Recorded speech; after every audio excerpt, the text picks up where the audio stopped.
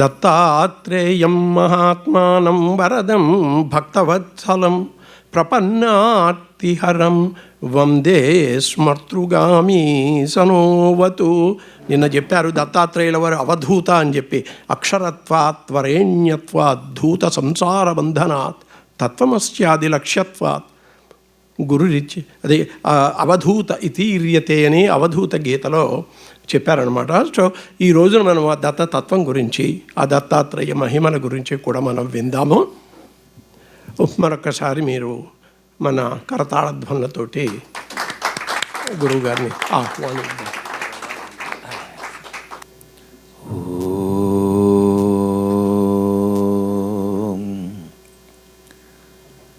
అవిద్యానామంతస్తిమిరమిహిరద్వీపనగరీ జడానాం చైతన్యస్తబకమకరాంధశ్రుతిఝరీ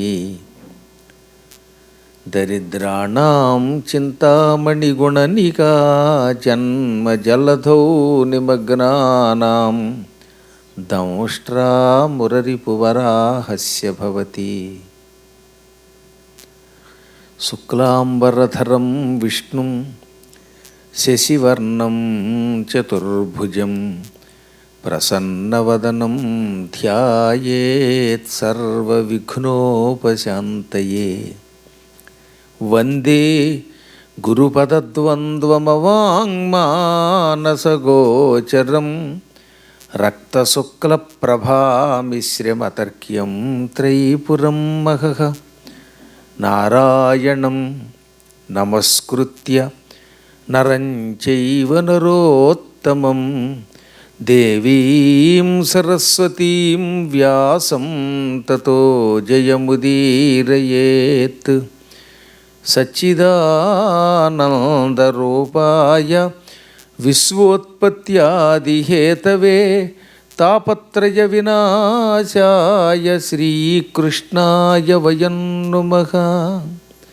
ఆంజనేయమతిపాటలాననం కాంచనాద్రికమనీయ విగ్రహం పారిజాతతరుమూలవాసినం భావయామి పవమాననందనం.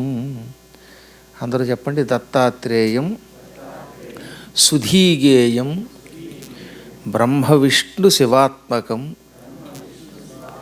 బాలార్క సదృశాభాసం శాంతమూర్తిం నమామ్యహం.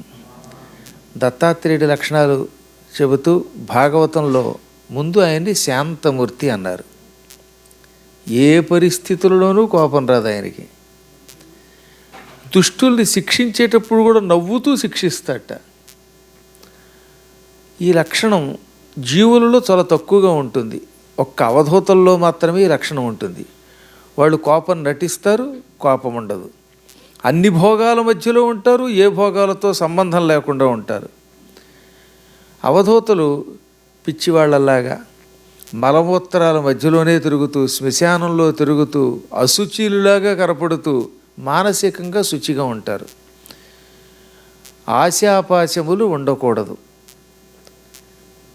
సహజంగా ఆశ చాలా పొడుగైన ఒక తాడట. అందుకని ఆశని పాశంతో పోల్చారు. పాశం అంటే తాడు. ఈ తాడు అలా సాగుతుంది. పైగా మీ ఇంట్లో మీరు ఏదైనా ఒక తాడు కొనుక్కెడితే అది 5 అంగుళాలు ఉంటే 5 అంగుళాలే కానీ పొడుగు అవ్వదు, ఇంకా కట్ చేస్తే తగ్గుతుంది తప్ప. కానీ ఆశ అని పిలువబడే ఒక పాశం ఎంత పొడుగుంటుందో లెక్కలేదట. అనగా ఈ భువన బ్రహ్మాండములన్నీ మీ చేతిలోకి వచ్చినా ఇంకేదో కొత్త వస్తువు కావాలని అనిపిస్తుంది. వద్దు అన్నవాడు ఎవడుంటాడండి ఈ లోకంలో? ఎంత డబ్బు సంపాదించినా ఇంకేదో కావాలి.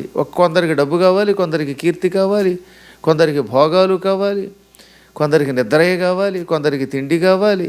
ఏదో ఒకటి కోరిక ఉంటూనే ఉంటుంది.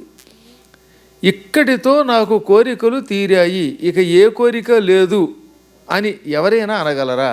గుడ్డలపై చేయి వేసుకుని ఆ మాట అనలేం మనం. ఏ కోరిక లేదంటాం కానీ మళ్ళీ ఒక నిమిషం తర్వాత గుర్తొస్తుంది పాత కోరిక ఏదో. అందుకని నాకేం లేదండి, హాయిగా గురువుగారు మీ కటాక్షం చాలంటారా? కొంతసేపు పోయాక నేను ఫలానా ఉద్యోగంలో హై లెవెల్కి వెళ్ళిన తర్వాత మీ పీఠానికి వస్తాను. ఒక ఆవిడ ఉండేదండి, మర్చిపోయాను. ఆవిడ పాపం ఉద్యోగంలో చేరిన కొత్తల్లో నాకు మీతో తీర్థయాత్రలు చేయాలని ఉందండి, ఏం చేస్తాను, ఉద్యోగం ప్రతిబంధకం అండి, పిల్లల్ని వాళ్ళని చూసుకోవాలి, పిల్లలకి చదువులు పూర్తయ్యాక అప్పుడు ఉద్యోగానికి లీవ్ పెట్టైనా మీతో పాటు వస్తాను తీర్థయాత్రలకు అన్నది. పిల్లలు పెరిగారు, వాళ్ళకి పెళ్ళిళ్ళు అయ్యాయి, ఇద్దరు అమెరికా వచ్చేసారు. పోనీ ఇప్పుడు లీవ్ పెట్టి రావచ్చు కదా అంటే ఇవ్వట్లేదండి బాసు కాదు, మన మనస్సు పెద్ద యాస్సు, దాని మాట ఎస్ అనుకుంటున్నాను తప్ప ఉట్టి భ్రమది. మనకి ఇష్టమైతే ఈ పిల్లల కోసం 3 నెలలు 6 నెలలు రాగలుగుతున్నావా లేదా, ఇక్కడికి సెలవు పెట్టి వస్తున్నాం. మనకి ఇష్టమైతే సినిమాలకి సెలవు పెడతాం, ఇంకో దానికి సెలవు పెడతాం, ఒక్క తీర్థయాత్రల దగ్గరకు వచ్చేసరికి ఎందుకు వేస్ట్ చేయడం సెలవు అనిపిస్తుందిట. అందుకని బాస్ ఇవ్వటం లేదు. పోనీ ఏం చేద్దాం, సర్వీస్ అయ్యాక వస్తానండి అంది ఆవిడ. రిటైర్ అయిపోయింది మొన్న మధ్యనే. నేను చెప్పి 3 years బ్యాక్లండి, 2018లోనో ఎప్పుడో రిటైర్ అయ్యింది, 4 ఏళ్ల క్రితం. ఇప్పుడైనా తీర్థయాత్రకు వస్తానంటే రిటైర్ అయిన వెంటనే వస్తానండి. డల్లాస్లో ఒకడు డల్గా ఉన్నాడు, అమ్మాయి అక్కడెక్కడో అట్లాంటాలో ఉంది, కాబట్టి అట్లాంటాలో ఉన్నవాడి దగ్గరికి వెళ్ళి వస్తానంటే అట్లా అంటారా, సర్లేండి అన్నాను. మరి ఏం చేస్తాం, ఎప్పుడు వస్తారు, 6 నెలలు అయ్యాక వచ్చిన తర్వాత ఇక గ్యారంటీగా వస్తానండి అంది. 6 నెలలు అయిన తర్వాత మళ్ళీ వచ్చి రాగానే అమ్మాయి పురుడు పోసుకుంటోందండి, వెళ్ళాల్సి వస్తుందండి అంది ఆవిడ. పురుడు కోసం వచ్చింది. ఆ తర్వాత యాత్రకు వస్తారా, గ్యారంటీగా 2020లో వచ్చేస్తానండి అంది ఆవిడ. 2020లో ఆవిడ వద్దాం అనుకునేసరికి మొత్తం ప్రపంచమే స్తంభించిపోయింది. 2 ఏళ్ళుగా స్తంభించిన ప్రపంచం మళ్ళీ తిరిగి చలనం మొదలుపెట్టే సమయానికి ఈవిడికి భయం పట్టుకుంది, ఇప్పుడు ఎక్కడికైనా పెడితే ముసుగులు గొడవ రోగాలు వస్తాయేమోనని. అందులోంచి బయటపడిన తర్వాత ఏం గురువుగారు ఎక్కడ లేవు తీర్థయాత్రలు, అసలు మనస్సు పవిత్రంగా ఉంటే మన మనస్సే పెద్ద తీర్థయాత్ర అండి, ఇంట్లో కూర్చుని జపం చేసుకునే మార్గం చెప్పరా అంది ఆవిడ. పాపం ఇప్పుడు ఆవిడ ఇంట్లో కూర్చొని జపం చేసుకుంటుంది. చివరికి ఏమైపోయింది, తీర్థయాత్ర వ్యర్థమైపోయింది. ఈలోపు ఇంట్లో గొడవలు పెరిగిపోయాయి, అశాంతి, అందులోంచి బయటికి రాలేదు, గృహ కలహాల్లోంచి బయటికి రాలేదు, అమ్ముకుందామంటే ఇల్లు ఎవడో కొనడం లేదు, కొనబోతే కొరివి అమ్మబోతే అడవి, ఈ గందరగోళంలో తీర్థయాత్రలు ఆగిపోయాయి. ఇప్పుడు బాగా విపరీతంగా మోకాళ్ళ నొప్పులు కూడా పట్టుకున్నాయట. ఇదొక విచిత్రం. ఇలాంటి ఎంతోమంది భక్తులు చూస్తున్నాం. కాబట్టి ఆశ అనే ఒక భయంకరమైన పాశం ఎంత పొడుగంటే దానికి అంతం లేదన్నారు. ఆశా పాశముతా కడు నిడుపు లేదంతంబు రాజేంద్ర అని భాగవతంలో బలిచక్రవర్తి అన్నాడు. ఆ ఆశ అనే పాశమును తెంచుకున్నవాడు అవధూత. అందుకని మొదటి లక్షణం ఆశ ఉండకూడదు. ఆశ అంటే స్థాయి దాటిన కోరిక ఎంత ఉండాలో అంతే ఉండాలన్నమాట. అందుకే భగవద్గీతలో ఏమీ కోరిక లేనివాడు కూడా మోక్షం కోరుకుంటాడు. కాబట్టి మోక్షం కూడా కోరికే. నాకు మోక్షం కావాలి, వైకుంఠానికి వెళ్ళాలనేది కూడా కోరికే, కాకపోతే కొంచెం మంచి కోరిక. అది కూడా విడిచిపెడితే మోక్ష సన్యాసయోగం అన్నారు. మోక్షమును కూడా ఆ పరబ్రహ్మకు వదిలేయాలి. అది కొంచెం కష్టంలేండి. ఇన్ని కబుర్లు చెబుతామా, మళ్ళీ బయటికి వెళ్ళాక మన యుగోలు మనవే, మన కోపాలు మనవే, వద్దన్నామా ఎగిరిపోయామే. ఓసారి ఒక ఆవిడ భోజనాన్ని పిలిస్తే రావడం కుదరలేదు, రానన్నానని 3 ఏళ్ళు మీ సంగతి ఏమిటో చూస్తానంది. నా అదృష్టవశాత్తు నా సంగతి చూడలేదులేండి, మంచి ఆవిడ కనుక వదిలేసింది. కాబట్టి కోపం వస్తే అలా అయిపోతాం మనం. అందువల్ల మొదట ఆశ విడిచిపెట్టాలి. ఇక రెండోది ఏంటి, జీవనతమోహంకార నిర్ముక్త. జీవితం ఒక కటిక చీకటి. ఈ చీకట్లో ఏది చేస్తున్నామో మంచి, ఏది చెయ్యకూడదో ఎప్పటికీ ఎవడికి తెలియదు. ఈ చీకట్లో పడ్డం వల్ల ఏమవుతుంది, అంతకంతకి అహంకారం పెరుగుతుంది. నేను చేస్తున్నాను, నా మాట కాదంటారా అనే కోపం పెరుగుతుంది. అందులో ముఖ్యంగా తెలుగు వాళ్ళు 3 కలిస్తే 4 సంఘాలు ఉంటాయి. ఎవడి సంఘం గొప్పవాడిదే, వాడి సంఘం వీడికి, వీడి సంఘం వాడికి, అన్నిట్లో అందరూ మెంబర్లే. మళ్ళీ రామరామ ఎవడికి వాడే కొట్టుకుంటాడు. ఇది చెయ్యొచ్చా చేయకూడదా, గురువుగారు మా ఇంటికి రావాలి లేకపోతే మా ఇంటికి రాకూడదు. ఈ కొట్లాట్లు ఎక్కడైనా జరుగుతూనే ఉంటాయి. గురువులకి ఈ గొడవ వస్తుండే బయటవాడి సంగతి చెప్పేది ఉంది. కాబట్టి ఈ జీవితం అనే ఒక విచిత్రమైన చీకట్లో ఇది ఒక అహంకారం, ఇందులోంచి బయటపడాలి. ఆ తర్వాత విద్యాశీలుడు అయి ఉండాలి. ఏది బ్రహ్మ విద్యో తెలియాలి. మనస్సు తామరాకు మీద నీటి బొట్టులో ఉండాలి. తామరాకు నీటిలో ఉంటుంది, కానీ నీరు తామరాకు మీద వేస్తే ఆ తామరాకు అంటదు. మనం సంసారంలో ఉంటూ సంసార భ్రమ లేకుండా ఉండాలి, సంసార బంధములు లేకుండా ఉండాలి. నిరామయుడు, రోగం లేకుండా ఉండాలి. శారీరక రోగం ఉండకూడదు, మానసిక రోగం ఉండకూడదు. మనస్సు రోగం ఇంకా ప్రమాదమైందండి. మానసిక రోగం చాలా ప్రమాదకరమైన రోగం. శరీరానికి రోగం వస్తే మందు ఉంటుంది, మానసిక రోగానికి మందు ఉండదు. పక్కవాడు మనకంటే కొంచెం బాగా బాగుపడిన, ప్రమోషన్ పొందిన, ఇల్లు కట్టుకున్న ఓ ఏడాది నిద్ర పట్టదు కొందరికి, అవునా? అలాంటివన్నీ మానసిక రోగాలు. ఇందులోంచి బయటపడాలి. అటువంటి వాడు ఎక్కడా శాశ్వత నివాసం లేకుండా ఉన్నవాడు, శ్మశానాన్ని, ఎముకలను, ఇంట్లో ఉన్న బంగారపు పదార్థాలను, మంచి మంచి భోజన పదార్థాలను సమానంగా చూడగలిగేవాడిని అవధూత అంటారు. అలాంటి అవధూత అవతారమే దత్తాత్రేయుడు. నిజానికి ఆయన అసలు పేరు దత్తాత్రేయుడు కాదు. అత్రి అని ఒక మహర్షి ఉన్నాడు. ఆయన భార్య అనసూయ. త్రిమూర్తులు ఆవిడ్ని పరీక్షించారు. చాలా పెద్ద పరీక్ష చేశారులేండి. చాలా అద్భుతమైన కథ అయింది. ఓసారి త్రిమూర్తులు వాళ్ళ భార్యలు పంపించగా అనసూయ పాతివృత్యం పరీక్షించాలనుకున్నారట. అనసూయ ఈ ప్రపంచంలో ఒక అపూర్వమైనటువంటి సాధ్వీమణి, మహామహిమ కలిగింది. కరువు వచ్చే కాలంలో ఎంతోమందిని రక్షించింది ఆవిడ ఆ రోజుల్లో. ఓసారి నారదుడు భూలోకం అంతా కరువుతో అల్లాడిపోతూ ఉండగా భూలోకానికి వచ్చాడు. వచ్చి కాసిన గుళకరాళ్ళు పట్టుకొచ్చి అనసూయకిచ్చి, అమ్మ వీటిని వేయించి నాకు పల్లీలు, వేరుశనగ గుళ్ళుగా, అదేంటంటారు బొంబాయి శనగలుగా, బఠానీలుగా కొంచెం ఉప్పు కారం చల్లి వేయించి ఇమ్మన్నాడు. ఆ కాలంలో ప్రపంచం కరువుతో అల్లాడిపోతోంది. కరువుతో ఉన్న వాళ్ళకి ఇంట్లోపలికి వెళ్ళి ఎలాగో ఆహారం తెచ్చి పెడుతోంది ఆవిడ. కొంతమంది అన్నారు చేటతో మట్టి పట్టుకెళ్ళి ఆ మట్టి ఎసట్లో పోస్తుందండి ఆవిడ. కట్టెలు వెలిగించి పొయ్యిలో పెట్టి ఆ పొయ్యి మీద ఒక కొండ పెట్టి కొండలో నీళ్లు పోసి నీళ్లు మరగగానే ఓ చేటతో ఇంత మట్టి అందులో వేయగానే ఈ మట్టి కాస్త కొన్ని లక్షల మందికి పనికొచ్చి అన్నంగా మారిపోతుందిట. మట్టితో అన్నం వండుతోంది ఆవిడ, చాలా గట్టిది అని ఎవరో నారదునికి చెప్పారు. ఇది పరీక్షించడానికి నారదుడు రాళ్ళు ఆవిడకిచ్చి ఈ రాళ్లని వేరుశనగ గుళ్ళ కింద వేయించేమన్నాడు.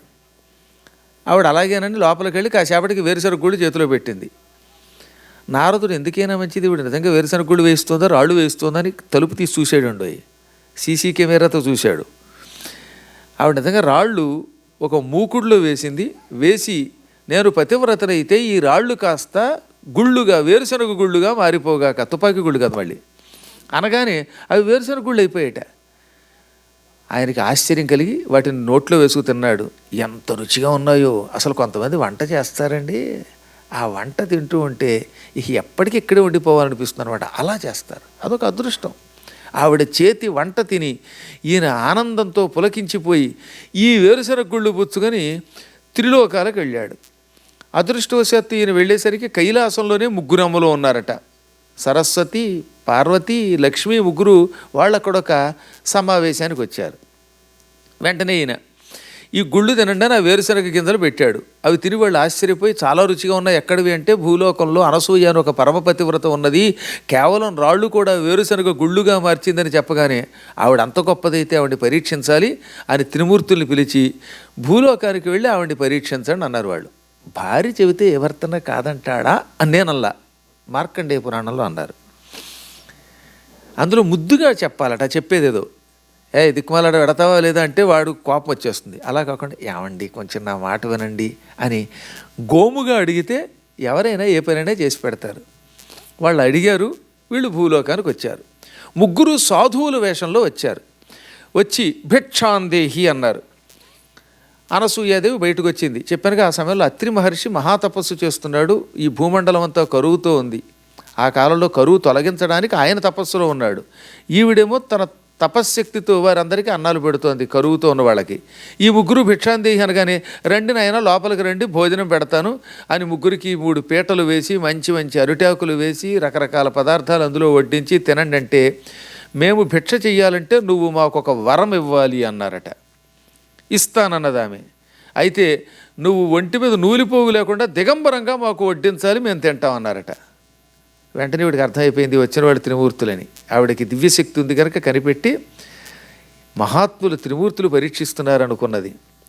మీ కోరిక నేను వస్త్రాలు లేకుండా మీకు వడ్డన చెయ్యాలి, మీ చేత భోజనం తినిపించాలి, అంతే కదా అన్నది ఆవిడ. అంతే అన్నారు వాళ్ళు. వెంటనే లోపలికి వెళ్ళి కమండలంలో ఉన్న నీళ్లు తెచ్చి ఆవిడ దగ్గర ఒక కమండలం ఉంది, అది భర్త గారు ఇచ్చారు. ఆ కమండలం నిండా ఎప్పుడు నీళ్లు ఉండేవి, అందులో నీళ్లు కొంచెం చేత్తో తెచ్చి ఆ ముగ్గురు మీద చల్లింది. ఇంకేముంది, ఆ ముగ్గురును 6 నెలల పిల్లలు అయిపోయారట, పసిపాపలు అయిపోయారన్నమాట. విష్ణువు, బ్రహ్మ, శివుడు బుజ్జి బుజ్జి బాబులు అయిపోయారు. వాళ్ళని పీటల మీద పడుకోబెట్టి అన్నం కలిపి ఆవిడ దిగంబరంగానే కొద్దిగా వాళ్ళ నోట్లో పెట్టింది. వాళ్ళంతా ఎక్కువ తినలేరు కదా, అప్పుడే అన్నప్రాసన చేసినట్టు అయిపోయిందిట. 6వ నెలలో అన్నప్రాసన కాబట్టి 6వ నెలలో కూడా అన్నప్రాసన చేసుకోండి, పర్వాలేదు. ఆ తర్వాత వాళ్ళని తీసుకెళ్ళి ఉయ్యాల్లో పడుకోబెట్టింది. ఎందుకని, ఈ పిల్లలు నచ్చారట ఆవిడికి. మళ్ళీ యథాతథంగా త్రిమూర్తులు అయిపోండి అనకుండా 3 ఉయ్యాలలు సృష్టించి అందులో పడుకోబెట్టి ఊపింది వాళ్ళనమాట. అద్భుతంగా కంఠంతో పాడింది ఆవిడ, జోలపాట పాడిందనమాట. అసలు జోలపాట కొంతమంది పాడుతూ ఉంటే పిల్లలు గాఢంగా నిద్రపోతారు, కొంతమంది పాడుతూ ఉంటే నిద్రపోయిన వాళ్ళు బెదిరి పారిపోతారు, హడిలిపోతారు. ఒక్కొక్కళ్ళు జోలపాట పాడారా ఉయ్యాల్లో పడుకోబెట్టి, ఏ జీవితంలో నిద్ర రాదు. ఆ అనసూయాదేవి పాడుతూ ఉంటే ఆ మాధుర్యానికి చెట్లు చిగురించేవిట. జో జో కమలదళేక్షణ జో జో మృగరాజ మధ్య జో జో కృష్ణ జో జో పల్లవకరపద జో జో పూర్ణేందువదన జో జో ఎన్నుచు. పోతన గారు అందంగా రాస్తాడు భాగవతంలో పద్యాన్ని. తామర పువ్వు వంటి రేకులు ఎలా ఉంటాయో ఆ తామర పువ్వు రేకుల వంటి కళ్ళు కలిగిన కృష్ణా నిద్రపో. సింహం నడుముల సన్ననైన అందమైన నడుము కలిగిన కృష్ణా నిద్రపో. నీ కాళ్ళు చేతులు చిగురుటాకుల్లా కోమలంగా మెత్తగా ఉంటాయి, శుతిమెత్తని పాదాలు చేతులు కలిగిన కృష్ణా నిద్రపో. పూర్ణచంద్రబింబం లాంటి అందమైన ముఖం కలిగిన కృష్ణా నిద్రపో, శివ నిద్రపో, బ్రహ్మ నిద్రపో అంటూ వారిని జోలపాట పాడి నిద్రపుచ్చింది. భూలోకానికి వెళ్ళి అనసూయాదేవిని పరీక్షించడానికి వెడుతున్నాం, మళ్ళీ వస్తామన్న త్రిమూర్తులు రాకపోవడంతో ఈ త్రిమాతలకు అనుమానం వచ్చింది. నారదుడిని వెంట పెట్టుకుని, నారద మా కొంప ముంచావు, మా వాళ్ళు వెళ్ళారు రాలేదు, ఏమైందో ఏమిటో ఓసారి ఆ ఇల్లు చూపించు. నిజానికి అమ్మలకి తెలియదుటండి, చరాచర జగత్తంతా వ్యాపించిన త్రిమాతలకి, పార్వతికి, లక్ష్మికి, సరస్వతికి అనసూయ ఇల్లు తెలియదా, అక్కడ ఏం జరిగిందో తెలియదా. మన కోసం వాళ్ళు ఒక నాటకం ఆడారు, ఒక లీల చేశారు. నారద మాకు ఆ ఇల్లు చూపించు, అక్కడ మా వాళ్ళు ఏమయ్యారో చూస్తాం అని నారదుడిని వెంట పెట్టుకుని అక్కడికి వచ్చారు. ఇదేనమ్మా అనసూయ ఆశ్రమం అన్నాడు నారదుడు. వాళ్ళు లోపలికి వచ్చి చూస్తే 3 ఉయ్యాలలు, ఉయ్యాల్లో 3 పిల్లలు పడుకుని నిద్రపోతారట గుర్రు పెట్టుకుని. అందులో కాలి బొట్టన వేలు నోట్లో పెట్టుకుని మరీ నిద్రపోతారట. చిన్నపిల్లలుగా ఉన్నప్పుడు ఈ కాలి బొట్టన వేలు నోట్లోకి వస్తుందండో, ఇప్పుడు మీరు పెట్టుకోలేరు. అసలు కాళ్ళు అంగద్దు, మనకి కిందే కూర్చోలేము. అందువల్ల ఆ బాల్యమే వేరు, అందమే వేరు. అది చూచి వీళ్ళు చిరునవ్వు నవ్వి, ఇక చాలు మీ రూపాలు చాలించి యథారూపం ధరించండి అని తమ మహిమని ప్రదర్శించారు. అమ్మలు మీరు యథారూపం ధరించండి అన్నా ఆ ముగ్గురు అలాగే ఉన్నారట, అసలు రూపంలోకి రాలేదు. అప్పుడు నారదుడు నవ్వి, పరమపతివ్రత తరుణి శిరోమణి అయిన అనసూయాదేవి మాహాత్మ్యం వల్ల వీళ్ళు తమంత తాముగా తిరిగి తమ రూపాలు ధరించలేరు. ఆవిడ సంకల్పిస్తే తప్ప వీళ్ళకి రూపం రాదు, ఆవిడనే పట్టుకోండి. మీ మహిమల వల్ల, వాళ్ళ మహిమల వల్ల వాళ్ళకు ఉన్న రూపం రాదు అన్నాడు నారదుడు. అప్పుడు వాళ్ళ అమ్మలు ముగ్గురు కూడా అనసూయని పిలిచి, అనసూయమాత, మా భర్తల్ని నిన్ను పరీక్షించమని పంపాం, నువ్వు మమ్మల్ని కూడా పరీక్షించావు, వాళ్ళని బాలకుల్ని చేసావు, చాలా సంతోషించావు. నీ మహాశక్తికి, తపశ్శక్తికి, పాతివ్రత్య శక్తికి మెచ్చాం. దయతో మా భర్తలను మాకిమ్మనగానే ఆవిడ 2 చేతులు జోడించి వాళ్ళ పాదాలకు నమస్కరించి, అమ్మల్లారా మిమ్మల్ని ఉపాసించటం వల్ల నాకు ఈ శక్తి వచ్చింది. నా భర్త, మేము మీ భక్తులం, మీరు మమ్మల్ని అభ్యర్థించకూడదు, శాసించాలి అని వాళ్ళకి వినయంగా నమస్కరించి, త్రిమూర్తుల్లారా మీ మీ రూపాలు ధరించండి అనగానే వాళ్ళు యథారూపం ధరించారు. అప్పుడు వాళ్ళు సంతోషించి, నీ వినయము గొప్పది, ఏమాత్రం అహంకారం లేని దానివి, తపశ్శక్తి ఇంకా గొప్పది, అందుకే మేము మెచ్చాం, నీకు ఏం వరం కావాలో ఇస్తాం, కోరుకో అన్నారు. అప్పుడు ఆమె, మీ ముగ్గురి వంటి కుమారులు నాకు కావాలి అన్నదట. బ్రహ్మ విష్ణు మహేశ్వరులు ఎలా ఉంటారో అటువంటి మహిమ కలిగిన కొడుకులు కావాలి అనగా, మా వంటి వాళ్ళు ఈ ప్రపంచంలో వేరే ఉండరు, మేమే పుత్రులుగా పుడతాం.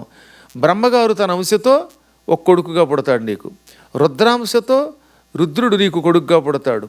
విష్ణువంశలో మళ్ళీ బ్రహ్మ రుద్రుల యొక్క అంశాలను కూడా కలుపుకొని, వాళ్ళ శక్తులు కూడా కలుపుకొని త్రిమూర్త్యాత్మకుడు మరొక కొడుకు పుడతాడు అని వారు వరం ఇచ్చారు. ఒక శుభముహూర్తంలో ఆ వరం వల్ల బ్రహ్మగారి అంశతో అత్రికి అనసూయకి ముందు చంద్రుడు పుట్టాడు. అందుకే చంద్రుడు అంటే బ్రహ్మాంశ స్వరూపుడు అనమాట. బ్రహ్మకళతో పుట్టాడు. బ్రహ్మగారు అక్కడే ఉంటాడు. ఆయన అంశ, ఆయనలో ఉన్న కొంత తేజస్సు, ఎలక్ట్రిసిటీ ఎలా అయితే వచ్చి కరెంట్లో ఒక బల్బులో ప్రవేశిస్తుందో అలాగే ఆవిడ గర్భంలో ప్రవేశించి ఆ కాంతి బ్రహ్మగారి యొక్క అంశతో చంద్రుడు పుట్టాడు. రుద్రాంశతో దుర్వాసుడు పుట్టాడు. అందుకే దుర్వాసుడికి కొంచెం కోపం కూడా ఎక్కువగా ఉంటుంది. ఆ తర్వాత విష్ణువు తన అంశతో గర్భంలో ప్రవేశించాడు. ఈ విష్ణువులో ఇటు బ్రహ్మ ఇటు రుద్రుడు కూడా చేరారు. అందుకే ముగ్గురు అంశాలతో 3 తలలతో త్రిశిరుడై దత్తాత్రేయుడు ఆవిర్భవించాడు. అత్రికి కుమారుడు గనక ఆత్రేయ అన్నారు. ఆత్రేయ అంటే అత్రి కొడుకు. నిజానికి అత్రి కొడుకు గనక ఆత్రేయ. తనంత తాను దత్తుడై వచ్చాడు గనక, దత్త శబ్దమునకు అర్థం ఇష్టపడి వచ్చుట. నేను మీకు పుత్రుడిగా వస్తున్నానని వాగ్దానం చేసి తనను తాను సమర్పించుకొనుట. అందువల్ల దత్త ఆత్రేయ దత్తాత్రేయ అని ఆయనకి పేరు వచ్చింది. ఆయన అవడానికి విష్ణు స్వరూపుడైనా ఆయనకి ఒక తలగా బ్రహ్మ ఒక తలగా రుద్రుడు ఉండడం వల్ల త్రిమూర్త్యాత్మకుడు అన్నారు. ఆయన పుట్టడంతో నేను అన్నీ త్యజించి సాంగత్యం విడిచిపెట్టి స్నేహం విడిచిపెట్టి హాయిగా ప్రశాంతంగా తపస్సుకు వెళ్ళిపోతాను. మీరు ఎప్పుడు తలుచుకుంటే అప్పుడు వచ్చి మిమ్మల్ని రక్షిస్తాను, మీరు కోరిన వరాలు ఇస్తానని వాళ్ళకి చెప్పి అక్కడి నుంచి వెళ్ళిపోయాడు ఆయన. ఆయన వెళ్ళిపోతుంటే చిన్నప్పుడు ఆ చుట్టుపక్కల ఉన్న ఋషులు కొడుకులంతా వెంటబడ్డారండి. ఆ చుట్టుపక్కల చాలా ఆశ్రమాలు ఉన్నాయి. ఆశ్రమాల్లో ఉన్న మునులందరికీ పిల్లలు ఉన్నారు. వాళ్ళు దాదాపు 1000 మంది ఉంటారట. ఈతడు విష్ణుస్వరూపుడు, త్రిమూర్త్యాత్మకుడు, మహాత్ముడు. ఈతడిని పట్టుకుంటే మన జీవితం చరితార్థమవుతుంది అనుకున్నారు వాళ్ళు. ఈ పిల్లలు దత్తాత్రేయుడి కంటే కొందరు వయసులో పెద్దవాళ్ళు ఉన్నారు, కొందరు సమవయస్కులు ఉన్నారు. దత్తుడి వెంటబడితే ఆయన అనుగ్రహం వల్ల ముక్తి లభిస్తుందని వెంటబడ్డారట. దత్తాత్రేయుడు పరీక్షించాలనుకున్నాడు వాళ్ళని. వాళ్ళ కూడా తిరుగుతూనే మధ్య మధ్యలో వాళ్ళ మీద మలమూత్రాలు విసర్జించేవాడు.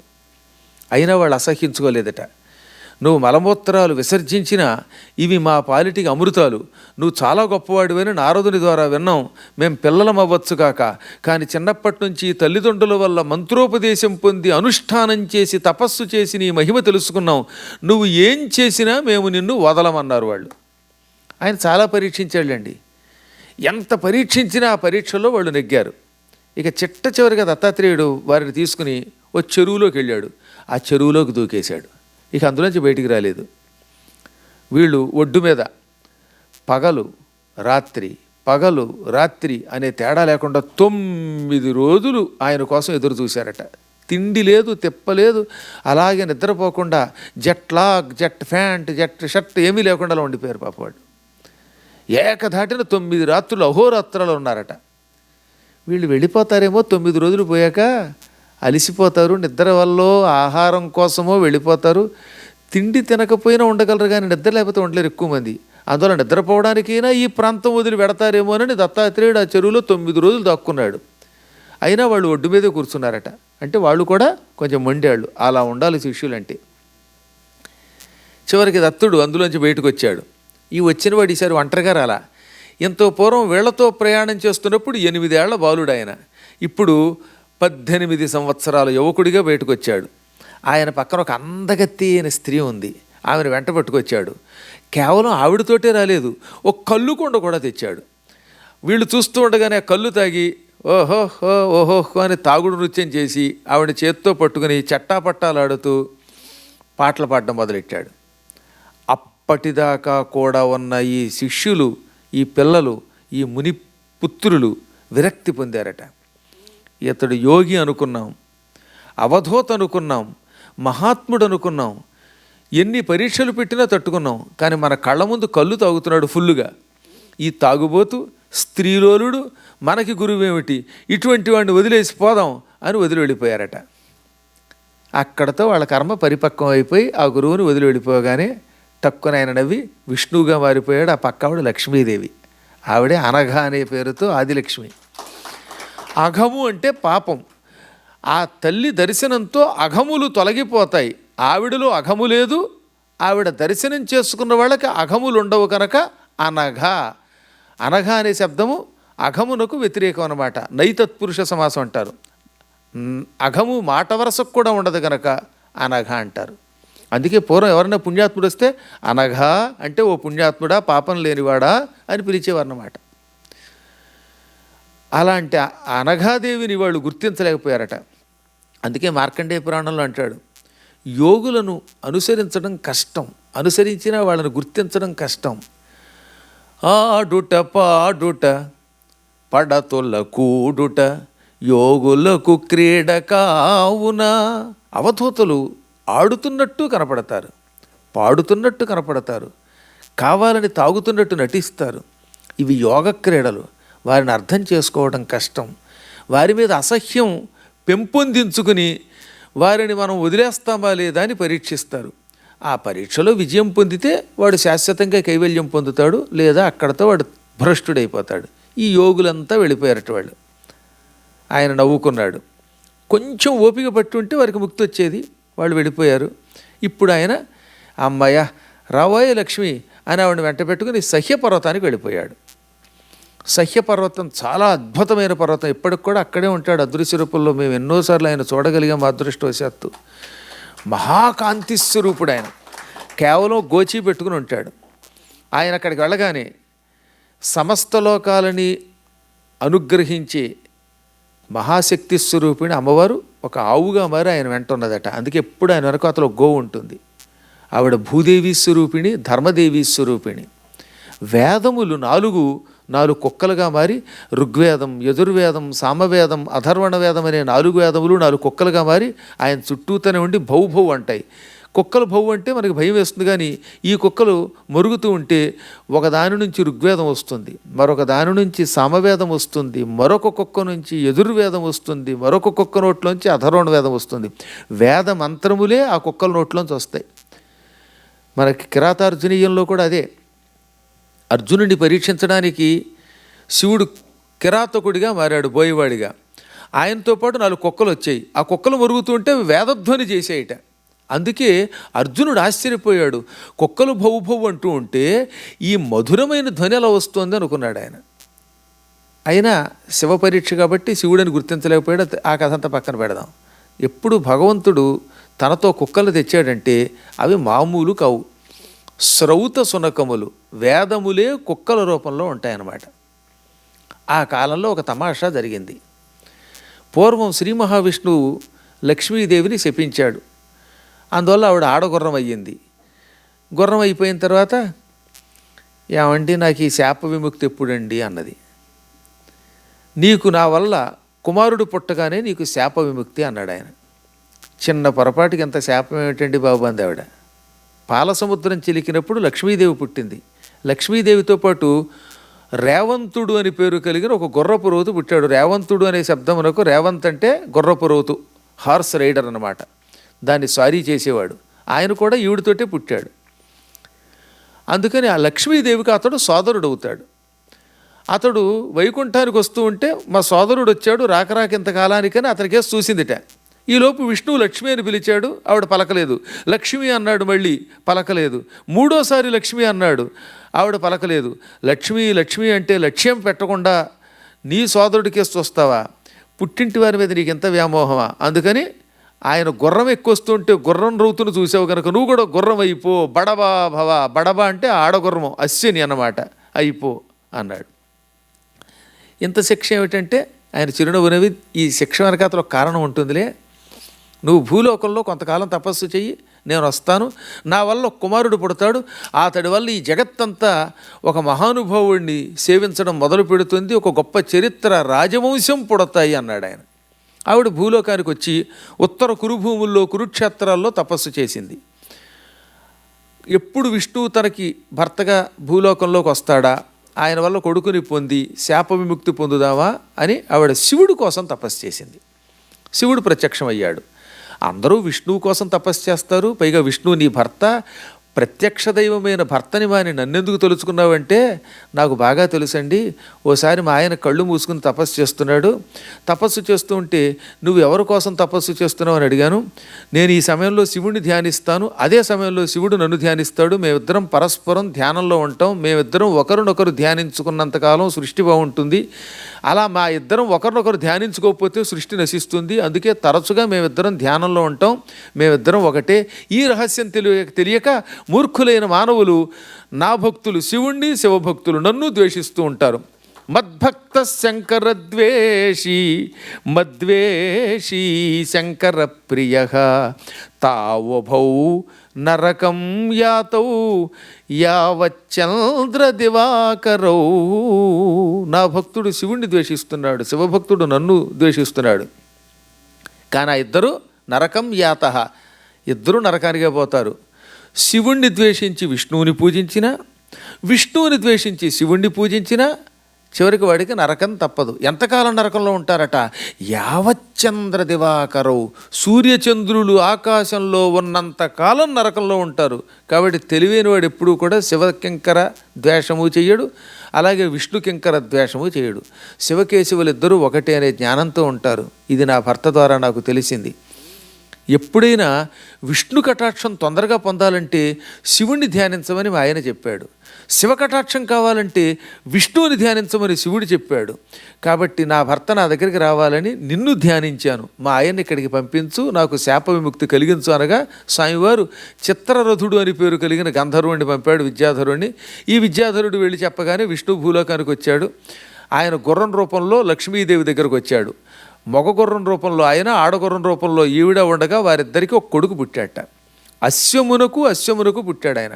సంస్కృతంలో హయము అంటే గుర్రం, హయమునకు పుట్టడం వల్ల హైహయుడు అన్నారు ఆయన. అతడికే ఏకవీరుడు అని కూడా పేరు, మహావీరుడు ఆయన. అలా హైహయ వంశం భూలోకంలో వచ్చిందనమాట. అంత పూర్వం లేదది. ఆ కాలంలో యయాతి మహారాజు గారి కొడుకు యదువు, తుర్వసుడు, పూరువు, అనువు, ద్రుహ్యుడు అని ఉండేవారు. అందులో తుర్వసుడు అనేవాడు విష్ణు భక్తుడు. విష్ణువు ఈ పిల్లవాడికని ఇదిగో ఇతను నువ్వు పెంచుకో అన్నట్ట. ఈ తుర్వసుడు పెంచుకోవటం వల్ల ఆ వంశాన్ని ఏమంటారు? తుర్వస వంశము. అదే కన్నడంలో తుళు వంశం. కృష్ణదేవరాయలు పుట్టింది ఆ వంశంలో పుట్టాడు, తుళు వంశంలో. అంత గొప్పదనమాట అది. ఈ తుర్వసుడు ఏకవీరుణ్ణి పెంచుకున్నాడు. అతడు ఏకావళి అనే ఒక సుందరిని ప్రేమించి పెళ్లి చేసుకున్నాడు. ఈ కథ అంతా చెప్పట్లేదు, నేను చెప్పబోయే దత్తాత్రేయ చరిత్ర కాబట్టి 2 ముక్కలో చెప్పవలసి వస్తుంది మీకు. అదిగో ఆ ఇద్దరికి, ఏకవీరుడికి ఏకావళికి మహాపరాక్రమవంతుడైన ఒక కొడుకు పుట్టాడు. అతన్ని కృతవీర్యుడు అన్నారు. కృతవీర్యుడు అతని పేరు. అతడు భూమండలాన్ని 1000 ఏళ్ళు పరిపాలించాడు. అతనికి ఒక్కడే కొడుకు. కృతవీర్యుడి కొడుకు గనక కార్తవీర్యుడు అన్నారు ఆయన్ని. ఆయన చాలా తెల్లగా ఉండేవాడు. మద్ది చెట్టు పువ్వులు ఎంత తెల్లగా ఉంటాయో, తెల్లగన్నేరు పువ్వులు ఎలా ఉంటాయో అలా ఉండేవాడు. అందుకని అర్జునుడు అని కూడా అన్నారు. కార్తవీర్యుడు అర్జునుడు వెరసి కార్తవీర్యార్జునుడు అయ్యాడు. ఇతడికి పుట్టినప్పుడు చేతులు సొట్టగా ఉండేవి, బక్క చిక్కిపోయి ఉండేవాడు. వాళ్ళ నాన్నగారు పరాక్రమవంతుడు, తాతగారు మహాపరాక్రమవంతుడు, ఇక ముత్తాతగారు విష్ణుమూర్తే. అంత గొప్పవాడు. కానీ ఈయన కర్మయోగం వల్ల ఏదో రోగం వచ్చింది, పూర్వజన్మ కర్మ వల్ల. చేతులు సొట్టగా ఉండి బక్క చిక్కిపోయి ఎందుకురా బాబు అని ఉఫ్ఫను ఊత్తే పడిపోయేటట్టుగా ఉండేవాట. కృతవీర్యుడు చచ్చిపోగానే మంత్రులంతా వచ్చి కులపురోహితుడు గర్గుడు అనే ఆయన్ని వెంట పెట్టుకొచ్చి, నాయన కార్తవీర్యార్జున, మీ వంశాచారం ప్రకారం మీ తండ్రి గారి సింహాసనం నువ్వే అధిష్ఠించాలి, నువ్వు ఒక్కడవే కొడుకు, అసలు ఎప్పుడు పెద్ద కొడుకు రాజ్యం ఇవ్వాలి, నువ్వు పెద్ద కొడుకువైనా చిన్న కొడుకువైనా నువ్వే, నీదే రాజ్యం, నువ్వు సింహాసనం మీద కూర్చోమంటే అతడు నన్ను వేళాకోళం చేస్తున్నారా అన్నట్ట. లేదు నాయన, వేళాకోళం చేయటం లేదు, మీ వంశాచారం చెప్పామన్నారు వాళ్ళు. ఏం వంశాచారం అండి? వంశాచారాలు మంచి ఉండాలి. మా నాన్న పరాక్రమవంతుడు, ప్రజల దగ్గర పన్ను స్వీకరించాడు. ఎవరి దగ్గర ఎంత పన్ను తీసుకోవాలో ఆయనకి తెలిసినట్టు ఎవరికి తెలియదు. వ్యాపారం చేసే వాళ్ళ దగ్గర 1/3 వంతు పన్ను వసూలు చేసేవాట. అంటే వాళ్ళ సంపాదనలో లాభంలో 3 వంతులు ఉంటే అందులో 3వ వంతు తీసుకుని 2 వంతులు వాళ్ళకు వదిలేసేవాడు. రైతుల దగ్గర 1/80% వారికి పూర్తిగా అప్పగించి 1/80 పార్టీ తీసుకునేవాట, చాలా స్వల్ప భాగం. అనగా ఉదాహరణకి ఓ 100 బస్తాలు పండితే 80 బస్తాలు వాళ్ళకి ఇచ్చి ఈయన 20 బస్తాలే తీసుకునేవాట. ఒకవేళ ఏ కారణం చేతనైనా పంట సక్రమంగా పండకపోతే అసలు వాళ్ళకి పన్నే లేకుండా రద్దు చేసేవాడు. రైతుల విషయంలో చాలా జాగ్రత్తగా ఉండేవాడు. ఇలా ఎవరి దగ్గర ఎంత పన్ను వసూలు చేయాలో అంతే వసూలు చేసేవాడు. నాబోటి పండితుడు ఉంటే ఇక వాళ్ళ దగ్గర పన్ను వసూలు చేసేవాడు కదట. అయ్యో పండితుల వారు మీ దగ్గర ఏం పుచ్చుకుంటామండి, ఇచ్చుకుంటాం కానీ అనేవాట. ఆ కాలంలో అలా ఉండేది. అందువల్ల దాని ఏమంటారు, ఇన్కమ్ ట్యాక్స్కి రిటర్న్స్ ఫైల్ చేయవలసిన అవసరం లేదు ఆ కాలంలో మేము ఉండి. ఈ విధంగా అందరినీ చాలా జాగ్రత్తగా చూశాడు. మాట వరసకి కూడా దొంగలు లేరు మా తండ్రి పరిపాలనలో, అంతటి పరాక్రమవంతుడు ఆయన. దొంగల్ని చీల్చి చెండాడాడు. పాపాత్ములు లేరు, ఎక్కడ చూసినా ధర్మమే 4 పాదాల నడిచింది. ప్రజలంతా సుఖశాంతులతో అభివృద్ధి పొందారు, పరిఢవిల్లారు. ఇప్పుడు నేనేం పరిపాలన చేస్తాను, వాళ్ళ దగ్గర పన్ను పుచ్చుకుంటాను, వాళ్ళని రక్షించలేను. దొంగల మీద పడితే నన్ను నేనే కాపాడుకోలేక భటుల మీద ఆధారపడాలి. కాబట్టి దొంగల్ని శిక్షిస్తాను. ఇతరులను శిక్షించకుండా రక్షించకుండా ఉట్టినే ట్యాక్సులు పుచ్చుకుని ఆ పన్నుల మీద వచ్చే లాభాలు అనుభవించే ప్రభుత్వం సర్వనాశనం అయిపోతుంది. ఆ ప్రభువు కాదు, వాడు నరకానికి పోతాడు. కాబట్టి నాకు రాజ్యం వద్దన్నట్టు ఆయన. ఎంత ధర్మాత్ముడు ఆయన. కాళ్ళు ఉండవు, చేతులు ఉండవు, చచ్చిపోయి 90 ఏళ్ళు వచ్చినా అయినా నేనే నెగ్గాలని ఏడుస్తారు మన వాళ్ళు కొంతమంది మహానుభావులు. నాకే ఓటెయ్యండి, ఆ ఓటెయ్యండి అనే మాట నోట్లోంచి రద్దు. పైగా చక్రాల కుర్చీలో కూర్చుని కళ్ళదోడు, దరిద్రపు నల్ల కళ్ళదోడు పెట్టుకుని చచ్చేదాకా పరిపాలించాలనుకున్నాడు ఒకడు తమిళనాడులో. ఏం చెబుతాం, అది మనవాళ్ళ లక్షణం. కానీ ఆయన నేను పరిపాలన చేయను అనగానే అప్పుడు గర్గుడు నవ్వి, మంచి మాట చెప్పావు, అయినా నీవు పరిపాలనకు అర్హుడవయ్యేలాగా నిన్ను నేను మారుస్తాను. పరమపూజ్యుడు, అవధూత, విష్ణుస్వరూపుడు, త్రిమూర్త్యాత్మకుడు దత్తాత్రేయుడు ప్రస్తుతం సహ్యపర్వతంలో ఉన్నాడు. ఆయన్ని పట్టుకున్నావా, ఆయన అనుగ్రహం పొందావా, పరాక్రమవంతుడు అవుతావు, జ్ఞానివవుతావు, ఈ ప్రపంచాన్నే పాలించగలుగుతావు.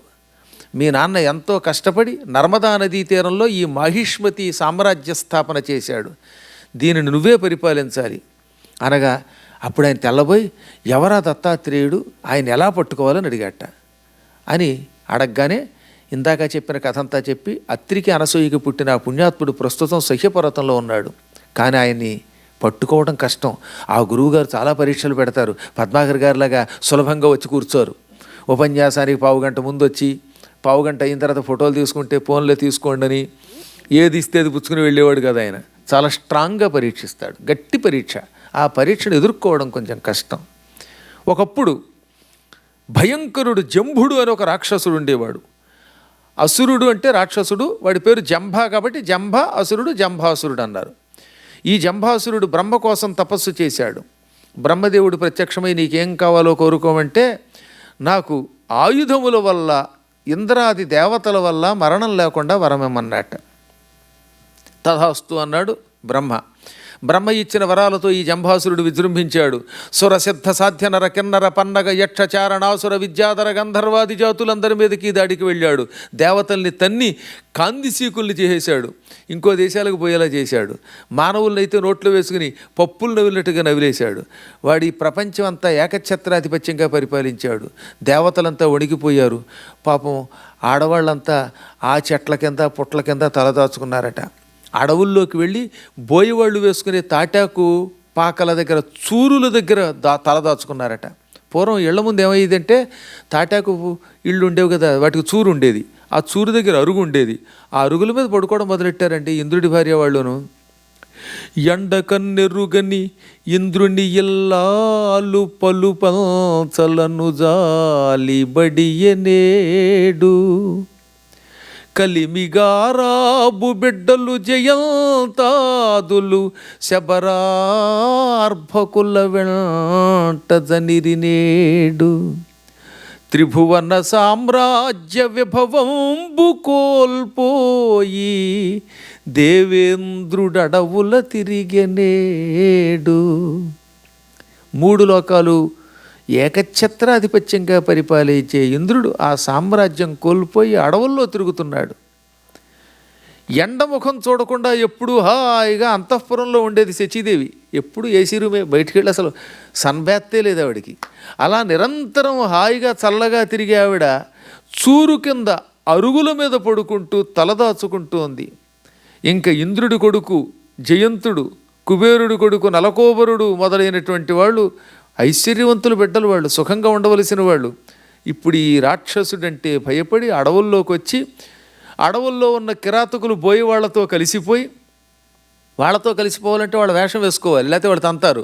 అందుకని వీళ్ళు కూడా గుడ్డలు విప్పి వాటి బదులుగా అంటే ముందు కట్టుకునిలండి, ఆకులు కట్టుకుని తర్వాత పాత గుడ్డలు తీసేసి నెత్తి మీద ఏకలు పెట్టుకుని కుర్రోహు కుర్రు అంటూ తిరగడం మొదలెట్టారు. ఇది మా పరిస్థితి, మమ్మల్ని ఎవరు రక్షిస్తారు అని దేవతలంతా బ్రహ్మ దగ్గర మొరపెడితే, మహానుభావుడు సమస్త లోక పూజ్యుడు దత్తాత్రేయుడు ప్రస్తుతం సహ్యపర్వతంలో ఉన్నాడు. ఆయన దగ్గరికి వెళ్ళి ఆయన పాదాలు పట్టుకో, ఇంద్ర దేవతలందరినీ కొంచెం దూరంగా పెట్టి నువ్వు ఒక్కడివే వెళ్ళు, ఆయన ఎన్ని పరీక్షలు పెట్టినా ఆ పరీక్షలలో విజయం సాధించు, ఆయన్ని మెప్పించావా నీకు ముప్పు తప్పుతుంది, ఈ జంభుడు నశిస్తాడు, జంభుడిని చంపిన కీర్తి నీకే వస్తుంది, అప్పుడు నేను జంభాసురారి జంభవైరి జంభారి అంటారు. అనగానే ఈయన బయలుదేరాడు. దేవతలందరినీ కొంచెం దూరంగా అట్టేపెట్టి ఈయన ఒక్కడే వచ్చాట. ఆ కాలంలో సహ్యపర్వతంలో ఒక విశాలమైన శ్మశానం ఉన్నది. ఆ శ్మశానంలో తరచుగా శవాలు కాలుతూనే ఉండేవి. ఆ శవాలు కాలుతున్న శ్మశానంలో ఒక చోట ఒక విచిత్ర వ్యక్తి కనపడ్డాడు ఇంద్రుడికి. ఆయన ఏం చేశాట, 3 పుర్రెలు తీసుకున్నాడు. ఆ 3 పుర్రెల్ని త్రికోణాకారంలో పెట్టాడు, ట్రయాంగిల్ షేపులో అనమాట. అదొక పొయ్యిట, ఇదొక పుర్రె, ఇదొక పుర్రె, ఇదొక పుర్రె. ఈ 3 పుర్రెల కింద కాష్టంలో కాలే కట్టెలు పెట్టాట, శవాలు కాల్చే కట్టెలు, మండుతున్న కట్టెలు పెట్టాడు. దాని మీద కొంచెం పెద్ద పుర్రె పెట్టాడు, అంటే ఇవి చిన్న పుర్రెలు, ఎవడో కొర్రగాడు నాబోటి వాడి బుల్లి పుర్రెలు. దాని మీద ఓ పెద్ద పుర్రె పెట్టాడు. ఈ పుర్రెలో నీళ్లు పోశాడు, నీళ్లు వరిగేటి. ఇప్పుడు అందులో కాస్త బియ్యం పోసాట. ఇది వంట, అన్నం వండుతున్నట్టు ఆయన పుర్రెలో అన్నం వండుతున్నాడు ఆయన. అన్నం పూర్వం గిన్నెల్లో వండేవారు, ఇప్పుడంటే అన్ని కుక్కర్లు వచ్చేసాయి, ఎలక్ట్రికల్ కుక్కర్లు, ప్రెషర్ కుక్కర్లు. అవి కుషు అని అరిస్తేనేమో ఆ కుక్కర్లోనూ, ఎలక్ట్రికల్ కుక్కర్ అయితే ఏమనక్కర్లా, అదే టిక్ అని శబ్దం వచ్చి పైకి లేచిపోతుంది ఆ బటనం. ఆ తర్వాత వండుకున్నాము అని భావించి మనం తినేస్తున్నాం. అందుకే మనకి థైరాయిడ్ అనే రోగం వస్తుంది. అల్యూమినియం అంత డేంజరస్ ఈ ప్రపంచంలో మరొకట్లేదు. రాగి గిన్నెల్లో మట్టి కొండల్లో వండుకు తిన్నప్పుడు ఎవరికైనా థైరాయిడ్ ఉందా? కేవలం ఈ అల్యూమినియం వచ్చాక, ఈ దరిద్రం వచ్చాకే మనందరికీ ఈ థైరాయిడ్ అనే ఒక దరిద్రపు రోగం వచ్చి జుట్టు ఊడిపోయి శరీరం అంతా అశాంతి అయిపోతుంది. థైరాయిడ్ సమస్య అంత మహాభయంకరమైందండి. కేవలం అది అల్యూమినియం వల్ల వస్తుంది. చూడండి, కావాలంటే మీరు కొంతకాలం పాటు ఆ రోగం వచ్చిన వాళ్ళు ఇది తీసి పారేసి ఒక రాగి గిన్నెలో అన్నం వండుకు తినండి, లేదా మట్టి కొండలో అన్నం వండుకు తినండి. మీ ఆరోగ్యం బాగుపడకపోతే అడగండి. మన పురాణాలన్నీ గొప్ప ఆయుర్వేద వైద్యాలకు సంబంధించిన శాస్త్రాలు ఆరోగ్యం గురించి చెప్పాయి, జ్ఞానం గురించి చెప్పాయి, నిద్ర ఎలా పోవాలో చెప్పాయి, ఎలా పడుకోవాలో చెప్పాయి. ఇవన్నీ అత్యద్భుతమైన విజ్ఞాన శాస్త్రాలు. ఏ రోగం దేనివల్ల వస్తుందో ఆ రోజుల్లో చెప్పారు. అయితే మనం పట్టించుకోకుండా ఈ సైన్స్ అంటూ దీని వెనకాతలు పడ్డాం. ఆఖరికి ఎంత పిచ్చి పెరిగిందంటే ఈ మధ్యన మన ఫ్లైట్లో ఒకళ్ళు ఎక్కారు, శానిటైజేషన్ అనేటటువంటిది ఒళ్ళంతా ఇలా చేతులకు పూసేసుకుని వాళ్ళ కోసం ఆహారం తెస్తే దాని మీద జల్లుగు తింటున్నారండి. బ్రెడ్ ఇస్తే బ్రెడ్ మీద శానిటైజేషన్ అనే పేరుతో జల్లుగు తినడం ఏమిటి కర్మ. కాకపోతే ఈ చేతులకి ఇది విషం లాంటిది, అదేదో క్రిములు చంపడానికి. 24 గంటలు రాసుకుంటావా ఔషధం ఏది, దాంతో రొట్టి పట్టుకుంటేనే ప్రమాదమే. రొట్టి మీద కూడా రాసుకుని తినేస్తే కడుపాది కండవలి మడుగా మండకి ఏమవుతుంది మరి, ఎసిడిటీ రాక చచ్చిపోతాడు కొంతకాలానికి. అసలు అవన్నీ వాడకుండా నేను చెప్పిన ఔషధం వాడిన వాళ్ళంతా బాగున్నారు. కావాలంటే అడగండి, హైదరాబాదులో గురువుగారు చెప్పిన ఔషధం వాడిన వాళ్ళకి ఒక్కడికి కరోనా వచ్చిందా? అందరూ ఆరోగ్యంగా ఉన్నారు. శుభ్రంగా పసుపు నీళ్లు మరగబెట్టి అందులో వేపాకులు వేయమన్నాను. నీళ్లు మరగబెట్టి గుప్పెడు వేపాకులు వేయండి, ఆ తర్వాత మరిగిన తర్వాత పసుపు వేయండి, కొంచెం గోరువెచ్చగా వచ్చాక చల్లారాక పచ్చకర్పూరం అంటే లడ్డూల్లో వేస్తారే ఆ పచ్చకర్పూరం వేయండి. ఇది పొద్దున్న స్పూను సాయంత్రం స్పూను తాగండి, దాంతో చేతులు తుడుచుకోండి, ముఖం తుడుచుకోండి, ఇది శానిటైజేషన్గా వాడండి అన్నాం. వాడిన వాళ్ళు కొన్ని లక్షల మంది ఆరోగ్యంగా ఉన్నారు. ఎంతమంది ఉన్నారు అడగండి కావాలంటే మొత్తం వాళ్ళందరినీ. అవి ఎంతో ఆరోగ్యం, కొంపలు ముంచవు. ఆ పసుపు వేప రసంతో కూడి ఈ పచ్చకర్పూరపు నీళ్ళు చేతికి రాసుకుని దాంతో రొట్టి తింటే కడుపులో కూడా ఇంకా జీర్ణశక్తి పెరుగుతుంది. ఇవన్నీ కెమికల్స్ కొంపలు ముంచేస్తున్నాయి, కళ్ళు మంటలు చేస్తాయి, కాళ్ళు పాడు చేస్తాయి, కీళ్ళు పాడు చేస్తాయి. ఆ మందులు వాడితే డ్రగ్స్, అవి ఓవర్ డ్రగ్స్. అవి చివరికి ఎందుకు పనికి రాకుండా అయిపోయి అవి లేకపోతే ఉండలేని స్థితి అనమాట, నీరసం.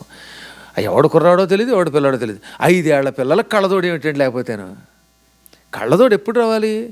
ఇప్పటికి నాకు కళ్ళతోడు ఊరికే చదవడానికి తప్ప అవసరం లేదు. ఫస్ట్ టైం అమెరికా వచ్చినప్పుడు నేను అసలు కళ్ళతోడే పెట్టుకోలేదు. 40 ఏళ్ల వయసులో కూడా కళ్ళతోడు లేదు. కారణం శరీరమును ఎలా ఉంచుకోవాలో అలా ఉంచుకోవాలి. ఎందుకు చెప్తున్నానంటే, నేను సాధ్యమైనంత వరకు కుక్కర్ ఇంట్లో ఉన్న అందులో కూడా ఒక రాగి గిన్నె పెట్టుకుని వండుకోండి. ఎక్స్ట్రా కరెంట్ అయితే అవుతుంది. ఆ కరెంటు ఖర్చు కంటే శరీరం ఆరోగ్యంగా ఉండడం ముఖ్యం కదా. శరీరానికి అనారోగ్యం వచ్చి $100,000 ఆ అనారోగ్యానికి మందులకి ఖర్చు పెట్టి కళ్ళు తిరిగే కంటే ఈ ప్రెషర్ కుక్కర్లోనో లేకపోతే ఆ ఎలక్ట్రికల్ కుక్కర్లోనో ఇంకో రాగి గిన్నె పెట్టుకుని వండుకుంటే ఎంత ఆరోగ్యం, మరి చాలా మంచిది కదా. దానివల్ల వచ్చే లాభాలు మీకు తెలిస్తే అది ఆ పని చేయడం మొదలుపెట్టండి. ఇంతకైనా పుర్రెని కుండగా చేసుకుని అందులో నీళ్లు పోసాడని చెప్పాను కదా, అందులో బియ్యం పోసాడు. ఇప్పుడు పూర్వం అలాగే వండేవారు.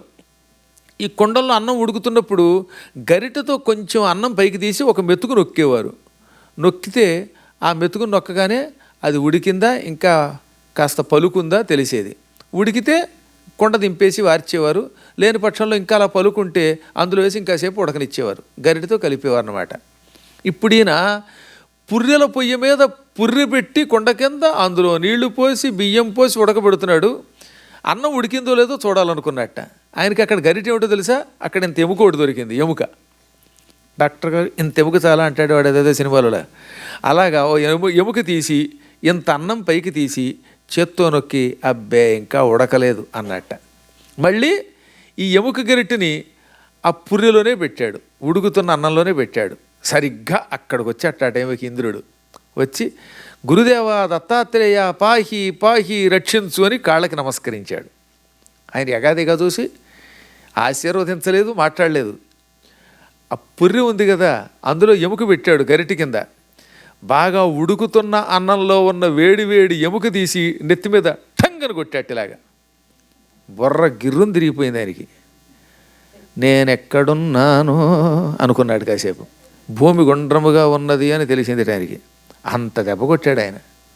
అసలు నన్ను అడిగితే అలా కొడితేనే గురువులకి దండం పెట్టు $1,00,000 ఇస్తాం, లేకపోతే ఎందుకు ఇస్తాం? బాగా నెత్తి మీద కొడితే వాడు గొప్ప గురువు, కొట్టకపోతే సులువుగా దొరికితే వాడు గొప్ప గురువు కాదు. ఒక్క దెబ్బ పట్మని కొట్టాట. కొట్టగానే కళ్ళు తిరిగి నేను ఎక్కడున్నాను అనుకుని, నువ్వు కొట్టినా తిట్టినా చంపినా నీ పాదాలు మాత్రం విడిచిపెట్టను అన్నాడు అని కాళ్ళు గట్టిగా పట్టుకున్నాడు. ఇంకక్కడి నుంచి ఇంద్రుడిని ఆయన పరీక్షించాడు.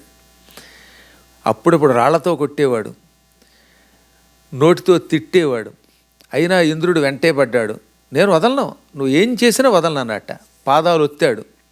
ఆయన కళ్ళు కొండ తెచ్చుకొని తాగుతూ ఉంటే ఈయనే ఒక ముంతతో తీసి కళ్ళు అందించేవట. ఈయన కళ్ళు తాగుతుంటే మధ్య మధ్యలో చేపలు, ఉడకబెట్టిన చేపలు, వేయించిన మాంసం అవి కూడా అందించేట.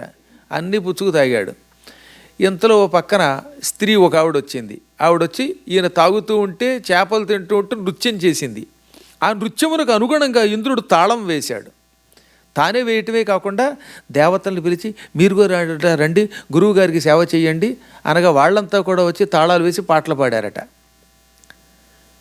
ఇలా 1 సంవత్సర కాలం పరీక్షించాడు ఇంద్రుడిని ఆయన. ఒక రోజున ఇంద్రుడు ప్రాతకాల సమయంలో, ఉదయకాల సమయంలో 2 చేతులు జోడించి దత్తా అని ఆయన పాదాలు పట్టుకోగానే కాలుతున్న కాష్టాల్లోంచి 2 వేడి వేడి కట్టెలు, మండుతున్న కట్టెలు తీసి 2 చేతులు కాల్చేసేట. ముఖం మీద ఉడుకుతున్న అన్నం పోసేశాడు. ఇంద్రుడి ముఖం ఉడికిపోయింది, చేతులు కాలిపోయాయి. అయినా సరే ఏమాత్రం జంకకుండా నువ్వు నన్ను చంపేసినా పర్వాలేదు, నేను మాత్రం నీ పాదాలు వదలను, ఇంకేమన్నా ఉంటే మిగతా ముఖం కూడా కాల్చేయి, వీపు కూడా అంటించేయి అన్నాడు. వెంటనే దత్తాత్రేయుడికి జాలి కలిగింది. ఉఫ్ అని చేతి మీద నుంచి గాలి వదిలాడు. వెంటనే చేతులు యథాతథంగా అయిపోయాయి, ముఖం అందంగా అయిపోయింది ఇంద్రుడికి. నాయనా ఇంద్ర, నీ దేవతలతో కలిసి సంవత్సర కాలంగా నన్ను సేవించావు, నా పరీక్షలు ఎన్నో ఎదుర్కొన్నావు, నేను కొట్టాను, తిట్టాను, ముఖం కాల్చాను, చేతులు కాల్చాను, చెయ్యరాని ఎన్నో పనులు చేశాను. ఇన్ని పనులు చేసినా ఏమాత్రం విసుక్కోకుండా, కసుక్కోకుండా, జంకకుండా, గొంకకుండా, వెనుదిరిగి పారిపోకుండా, భీతిల్లకుండా ప్రీతితో సేవించావు. ఏం కావాలో కోరుకో అన్నాడు ఆయన. ప్రభు చాలా సంతోషం, నా భక్తికి సంతోషించావు కాబట్టి కోరుతున్నాను. పరమపాపాత్ముడు జంభుడని ఒక రాక్షసుడు ఉన్నాడు. వాడు దేవతల పాలిటి మృత్యువు. దేవతలం అమృతం తాగాం. అమృతం తాగడం వల్ల మాకు నిజానికి మరణం ఉండకూడదు. అయినా అమృతము కూడా మమ్మల్ని రక్షించలేదేమో అని మాకు భయం కలుగుతోంది ఆ జంబుడు బతికున్నంతకాలం. వాడు బతికుంటే అమృతం కూడా మమ్మల్ని రక్షించలేదు. అంతటి దుర్మార్గుడు. మమ్మల్ని వాడు భక్షించకుండా వాడిని శిక్షించి మమ్మల్ని రక్షించు. వాడిని చంపి మమ్మల్ని రక్షించమనగానే మళ్ళీ దత్తాత్రేయుడు ఇంకో పరీక్ష కూడా వేసేట. వారి పిచ్చి దేవతలారా, నేనేమిటి ఈ శ్మశానంలో ఉండేవాడిని, ఈ స్త్రీలోని రాక్షసుని చంపడం ఏమిటి? ముక్కు మూసుకు తపస్సు చేసేటటువంటి వాళ్ళు యుద్ధం చేయగలరా? ఎలా చేస్తారు? యుద్ధానికి వీరుణ్ణి పిలవాలి, ఆయుధాలు ఉన్నవాడిని పిలవాలి. నేను గోచిగుడ్డ పెట్టుకున్నవాడిని, శ్మశానంలో ఉన్నవాడిని. నా దగ్గర ఈ కాష్టం కట్టెలు తప్ప ఏమీ లేవు. ఈ కట్టెలతో రాక్షసుల్ని చంపగలనా? మద్యాసక్తుడ అంగనారతుడ కర్మభ్రంశనోచ్ఛిష్టుడన్ మాద్యదైత్య వినాశ శక్తి కలదే నాకన్నా అదేవతల్ విద్యాక్షాళన శుద్ధ మానసుడవు ఆ విష్ణుండవు ఆద్యుండవు ఈ ఉద్యత్పుణ్య చరిత్ర ఇందిర మహాయోగీంద్ర చూడామణి. నేను మద్యాసక్తుణ్ణి. ఎప్పుడు చూసినా మద్యం మీద ఆసక్తితో తాగుతున్నాను. నువ్వే చూసావుగా, కళ్ళు నాకు అందించావు. తాగుబోతుని. అంగనారతుడ స్త్రీలోలుణ్ణి. కర్మభ్రంశనోచ్ఛిష్టుడన్ వేదములలో చెప్పిన పవిత్ర కర్మలు చెయ్యను నేను. వేదములు పొద్దున్నే స్నానం చెయ్యి, సంధ్యావందనం చెయ్యి, మంచి బట్టలు కట్టుకో అని చెబుతున్నాయి. నేను స్నానం లేక సంధ్య లేక ఇష్టం వచ్చినట్టుగా తిరుగుతూ ఉంటాను. కనీసం బాత్రూమ్కి వెళ్ళొచ్చి కాళ్ళు కూడా కడుక్కోవట్లేదు. అటువంటి వాణ్ణి, వేదకర్మల నుంచి బయటపడిన అపవిత్రుణ్ణి. భయంకర పరాక్రమం కలిగి బ్రహ్మదేవుడి వరాలు పొంది విర్రవీగుతున్న రాక్షసుల్ని చంపే శక్తి నా దగ్గర ఎక్కడున్నది? నేను వాళ్ళనేం చేయగలుగుతాను అన్నట్ట. సహజంగా ఇంకోళ్ళు ఎవరినైతే ఏమో ఈయన అన్నది నిజమేనేమో, రాక్షసులు చంపలేడేమో అని భ్రమపడేలాగా మాట్లాడాడు ఆయన. వెంటనే దేవతలు మళ్ళీ ఇంద్రుడితో పాటు ఆయన కాళ్ళ మీద పడిపోయారు. ప్రభు, ఇంత పరీక్షించావు, మళ్ళీ పరీక్షిస్తే మేము మోసపోతాం. మేము చేసిన సేవంతా వ్యర్థమైపోతుంది. నువ్వు అన్న మాటలు వింటే నిజమేమో అనిపిస్తోంది కూడా. అంతలా బుట్టలో వేసుకుంటున్నావు మమ్మల్ని. నువ్వు మహాత్ముడివి, విద్యాక్షాళన శుద్ధ మానసుడవు. ఆత్మవిద్య చేత, నీ ఆత్మధ్యానం చేత మనస్సుని పవిత్రంగా ఉంచుకున్నవాడివి. మనస్సు పవిత్రంగా ఉంటే వాడికి శారీరక శుద్ధి ఉండక్కర్లేదు. నీ మనస్సే ఒక అద్భుతమైన పవిత్రమైన నది, గంగా నది. అసలు నీ పాదాల నుంచే పుట్టింది గంగ. ఆ గంగలో స్నానం చేసినంత మాత్రం చేతనే ఎటువంటి వాడి పాపాలైనా తొలగిపోతాయి. నీ పాదాల నుండి పుట్టిన గంగలో స్నానం కూడా చేయక్కర్లేదట. ఎక్కడో ఉండి కూడా గంగా గంగా గంగా అనుకుని ఇంట్లో ఉన్న బాత్రూమ్ నీళ్లతో స్నానం చేస్తే కూడా గంగా స్నాన ఫలితం వస్తుందని చెప్పారు. గంగా గంగేతి యో బ్రూయాత్ యోజనానాం శతైరపి ముచ్యతే సర్వపాపేభ్యో విష్ణులోకం సగచ్చతి. కొన్ని వందల యోజనముల దూరములో ఉండి, యోజనం అంటే 8 మైళ్ళు, 100 యోజనములు అంటే 800 మైళ్ళు, కొన్ని వందల యోజనములు అంటే ఎన్ని మైళ్ళు కూడా చెప్పలేమన్నమాట. ఇన్ఫైనైట్. అన్ని మైళ్ళ దూరంలో ఉండి కూడా నిరంతరం గంగా గంగా గంగా అని ఎవడు పలుకుతాడు అటువంటి వాడు ఉచ్చారణ చేయటం వల్ల, గంగానామ స్మరణ చేయటం వల్ల సర్వపాపేభ్యో ముచ్యతి, అన్ని పాపముల నుండి విముక్తుడవుతాడు. సకల పాపాల నుంచి వాడు విముక్తుడవుతాడు, విష్ణులోకం పొందుతాడు అని మనకి పురాణాలు చెబుతున్నాయి. ముఖ్యంగా స్కాంద పురాణంలో కాశీఖండంలో ఉంటుంది ఈ శ్లోకం. అంత గొప్పది గంగ. అటువంటి గంగని నీ పాదాల నుండి సృష్టించిన మహానుభావుడివి. నీ దగ్గర అశుచి ఎలా కూడా ఉంటుంది, నువ్వు అశుద్ధి కాదు శుద్ధి కలిగిన వాడివి. ఆత్మవిద్య చేత ప్రక్షాళన చెయ్యబడిన మనస్సు కలిగిన వాడివి. విద్యా విస్ఫురన్మూర్తివి. నీలో అన్ని విద్యలు ఉన్నాయి. ఆది విష్ణువువి.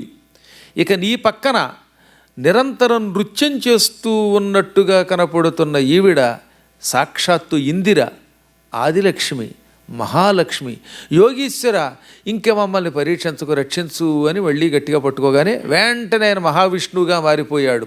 వేలాది చేతులతో అద్భుతమైన తన విశ్వరూపం చూపించాడు.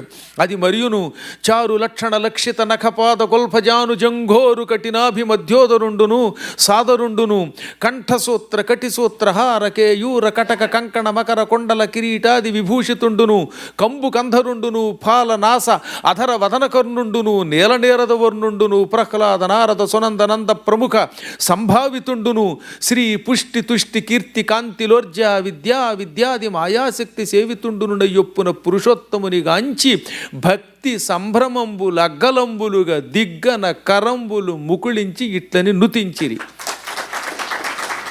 కొన్ని వ్యవహారాల్లో పద్యం బదులు గద్యం రాస్తారు మహానుభావులు. ఆయన వెంటనే వేలాది చేతులతో వేలాది శిరస్సులతో వేల కొలది నేత్రాలతో వేల పాదాలతో మహావిశ్వరూపం చూపించాడు. ఆది విష్ణు రూపం చూపించాడు. ఆ రూపంలో ఉన్న కళ్ళు ఒక్కొక్కటి కోటి సూర్యుల కాంతితో వెలిగిపోతున్నాయి. ముఖం చంద్రబింబంలా వెలిగిపోతోంది. నడుము చాలా అందంగా ఉన్నది. ఆ నడుములో మళ్ళీ బొడ్డులో నుంచి తామర పువ్వు పైకి వచ్చింది. తెల్ల తామర పువ్వు.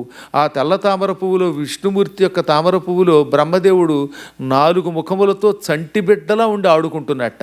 చతుర్ముఖుడు ఓ చంటిబిడ్డలా పసిపాపలా ఆడుకుంటున్నాడు. ఆయన చేతులన్నిటికీ కంకణములు ఉన్నాయి. పూర్వం మహానుభావులకి చేతులకి కంకణాలు ఉండేవి. అలా కంకణాలు పండితులకు వేసేవారు. ఆయన సకల కంకణాలతో శోభిల్లుతున్నాడు. మెడ నిండా హారాలు ఉన్నాయి. కౌస్తుభమణి అనే ఒక మణి ఉన్నది. కుడివైపున శ్రీవత్సం అనే ఒక లాంఛనం పుట్టుమచ్చ ఉన్నది. ఎడమవైపు వక్షస్థలం మీద లక్ష్మీదేవి ధగ వెలిగిపోతోంది. ఆయన పాదాలన్నిటికీ కూడా బంగారంతో తయారు చేసిన నూపురములు ఉన్నాయి. ఆడవాళ్ళు వేసుకునే పట్టీలు లాంటి పట్టీలు అన్నమాట. నడుముకు మంచి వడ్డాణం ఉంది. ఆ వడ్డాణం బెల్ట్ పెట్టుకున్నట్టుగా ఉంటుందన్నమాట. దానికి ఇంతంత గంటలు ఉన్నాయట. ఆయన కదిలినప్పుడు ఆ గంటలన్నీ టింగ్ టింగ్ టింగ్ అని అందంగా మనోహరంగా ధ్వనిస్తున్నాయి. ఆయన పక్కన చేరి ప్రహ్లాదుడు, నారదుడు, సునందుడు, నందుడు, పుణ్యశీలుడు, సుశీలుడు మొదలైన వాళ్ళు ఓం నమో నారాయణాయ తుభ్యన్నమః అంటూ స్తోత్రం చేస్తున్నారు. శ్రీ పుష్టి తుష్టి కీర్తి కాంతి ఇలా ఊర్జ విద్య అవిద్య అని పిలువబడే ఒక 9 శక్తులు ఎప్పుడు విష్ణువు దగ్గర ఉంటాయి. ఆ శక్తులు స్త్రీ రూపంతో ఆయనని సేవిస్తున్నాయి, నమస్కరిస్తున్నాయి. అటువంటి మహాపురుషోత్తముని చూచి వాళ్ళు పొంగిపోయి భక్తితో నారాయణ, నళినోదర, వాసుదేవ, పరంధామ అని స్తుతించారు. ఇంత రూపం చూడలేకపోతున్నామేమో. ఈ విశ్వరూపం చూస్తే కళ్ళు బైర్లు గమ్ముతున్నాయి అనగా దివ్య దృష్టి ఇచ్చేట ఆయన. నిజంగా భగవంతుడు కనపడితే మనం ఆ రూపం చూడలేము. సూర్యుడికేసే చూడలేకపోతున్నాం. పగలు సూర్యుడు కాదు, సాయంత్రం 5 గంటలకి సూర్యుడు వస్తేనే కారులో ఏసీ సరిపోవట్లేదు అని పెంచుకుంటున్నామే. సూర్యుడు ఒక 2 నిమిషాలు అలా తేరిపారు చూస్తే కళ్ళు పట్మని పేలిపోవు, కళ్ళు కనిపించవు, చీకట్లు గమ్ముతాయి. అటువంటిది ఒకేసారి 1 కోటి మంది సూర్యులు వస్తే ఎలా ఉంటుందో ఆలోచించండి. అంత కాంతిని ఎవరు చూడగలరు? అందుకే భగవంతుడు వాళ్ళకి చూడడానికి దివ్య దృష్టి ఇచ్చాడు, గొప్ప గొప్ప నేత్రాలు ఇచ్చాడు. ఆ దివ్య దృష్టితో చూస్తే కూడా వాళ్ళకి శాంతి లభించలేదట, చూడలేకపోయారట. దివ్య దృష్టితోనే చూడలేకపోతే ఇక మామూలు దృష్టితో ఏం చూస్తారు? అందుకని ప్రభు ఈ విశ్వరూపాన్ని ఉపసంహరించుకుని ఇందాకట్లాగే దత్తాత్రేయుడిలా దర్శనం ఇమ్మనగానే మళ్ళీ టక్కునైన దత్తాత్రేయుడిగా మారిపోయాడు. పక్కన అనఘాదేవి, లక్ష్మీదేవి యథాతథంగా ప్రత్యక్షమయ్యింది. నాయనలారా సంతృప్తి పొందారా అనగానే ఆనందపడిపోయారట వాళ్ళు. ఈ రాక్షసుడి వంకతో నీ దివ్య రూపాన్ని వీక్షించాం, మేము అదృష్టవంతులం, ఇక ఆ జంభాసురుణ్ణి సంహరించి మమ్మల్ని రక్షించమని కోరారు వారు. అప్పుడు ఆయన ఇంద్ర జంభాసురుణ్ణి నా దగ్గరికి తీసుకురా, చంపేస్తానన్నట్ట. ఇక చూడండి ఇంద్రుడు వణిగిపోయి గొప్పగా చెప్పావు స్వామి, వెనకటికి ఒక కథ ఉంది, అలా ఉంది ఇది. ఒక ఊళ్ళో ఇటువైపు ఒక వీధి, అటు ఒక వీధి ఉందిట. ఊరు చిన్నది, 2 వీధులు. ఈ 2 వీధులకి మధ్యలో పెద్ద కొండ ఉందిట. ఈ కొండ వల్ల చుట్టూ తిరిగి రావడానికి అందరికీ ఇబ్బంది అవుతుంది, పైనుంచి ఎక్కి దిగలేకపోతున్నారు అంతాను. ఈ కొండ ఎలా తొలగిద్దామా అని అందరూ అనుకుంటూ ఉంటే వాడు వచ్చేట తెలివైనవాడు. మీకెందుకు, మీరు నన్ను గనక 1 ఏడాది పాటు పోషించారంటే ఈ కొండ నేను తీసేసి ఇంకో చోట పెట్టేస్తానన్నట్ట. పోన్లేని సంతోషపడ్డారు. ఇంతకాలం కష్టపడ్డాం కదా, 1 ఏడాదే కదా అని ఆ ఏడాది పట్టువాడికి పెసరట్టు ఉప్మా, బొబ్బట్లు, పులిహేర, దద్యోదనం, వాడి మొహం అన్నీ చేసి శుభ్రంగా పెట్టారు, మేపారు. ముప్పొద్దులో తిన్నాడు. సంవత్సరం అయ్యాక కొండ దగ్గరికి తీసుకొచ్చి ఎత్తవయ్యా అన్నారట. మీరంతా కలిసి ఆ కొండ నా నెత్తి మీద పెడితే తీసి అవతల పారేస్తాను అన్నట్టు వాడు. అది వాడి తెలివితేటలు. ఆ కొండ ఎత్తగలిగే శక్తి వాళ్ళకుంటే వాడి దగ్గరికి ఎందుకు కడతారు? స్వామి అలా ఉంది ఇది. ఆ రాక్షసుడిని ఇక్కడికి తీసుకొచ్చే శక్తి నా దగ్గర ఉంటే నేనే వాడితో యుద్ధం చేసి చంపగలను కదా. అమ్మ నాయనో వాడిని చూస్తేనే వణికిపోతాను అన్నాడు ఇంద్రుడు. అప్పుడు ఆయన చిరునవ్వు నవ్వి, ఇంద్ర కంగారు పడకూడదు, మరి అందుకే నేను నీకు కొన్ని మహిమలు ఇస్తాను. మాయమై పారిపోయే శక్తి నీకు ఇస్తాను. పారిపోవడం నీకు ఎలాగో అలవాటే. ఎప్పటికప్పుడు స్వర్గం మీదకి రాక్షసులు దండయాత్రకు వచ్చినప్పుడల్లా 1 2 3 అని పలాయనం చెత్తగిస్తావు. ఇక రన్నింగ్ రేసులో నిన్ను మించిన వాళ్ళు ఉండరు. కాబట్టి నువ్వు వెళ్ళు, వాడిని రెచ్చగొట్టు. వాడు నిన్ను ఏదన్నా చేయబోతూ ఉంటే పారిపోయి నా దగ్గరికి రా. నీ మీద కోపంతో నిన్ను తరుముకుంటూ నీ వెంట వాడు ఇక్కడికి పరుగు పరుగుని వస్తాడు. ఆ తర్వాత జరిగేది చూడన్నట్ట. ఏమో స్వామి, గుడ్డలు పీచు పీచు అంటున్నాయి. అమెరికాలో పీచు అనే పళ్ళు ఉన్నాయట. అవన్నా తిని బతికితే సుఖంగా ఉంటుందేమో. ఈ పీచు పీచు అంటున్న గుండెలతో ఏం పెడతాను రా బాబు అనుకుంటూనే ఆయన మాట కాదనలేక అక్కడికి వెళ్ళి జంభాసురుడిని రెచ్చగొట్టాడు. జంబుడు వాడిని పట్టుకోపోతే అక్కడ మాయమై అక్కడ కనబడ్డాట. ఈ విష్ణువు ఇచ్చిన మాయలతో అక్కడ మాయమై మరో చోట, అక్కడికి వచ్చి పట్టుకోపోతే అక్కడ మాయమై ఇంకో చోట కనబడ్డాడు. దాంతో వాడికి ఒళ్ళు మండిపోయింది. ఒరే నీ సంగతి చూస్తానని తన మహామాయముతో పెద్ద రూపం ధరించి వాడిని మింగడానికి వెంటబడ్డాడు. ఇంక ఇంద్రుడు వణికిపోయి 1 2 3 అని పరిగెత్తడం మొదలెట్టాడు. ఒకటే పరుగు. ఈయన ముందు వాడు వెనక, ఈయన ముందు వాడు వెనక, అలా పరుగు పరుగును వచ్చారట.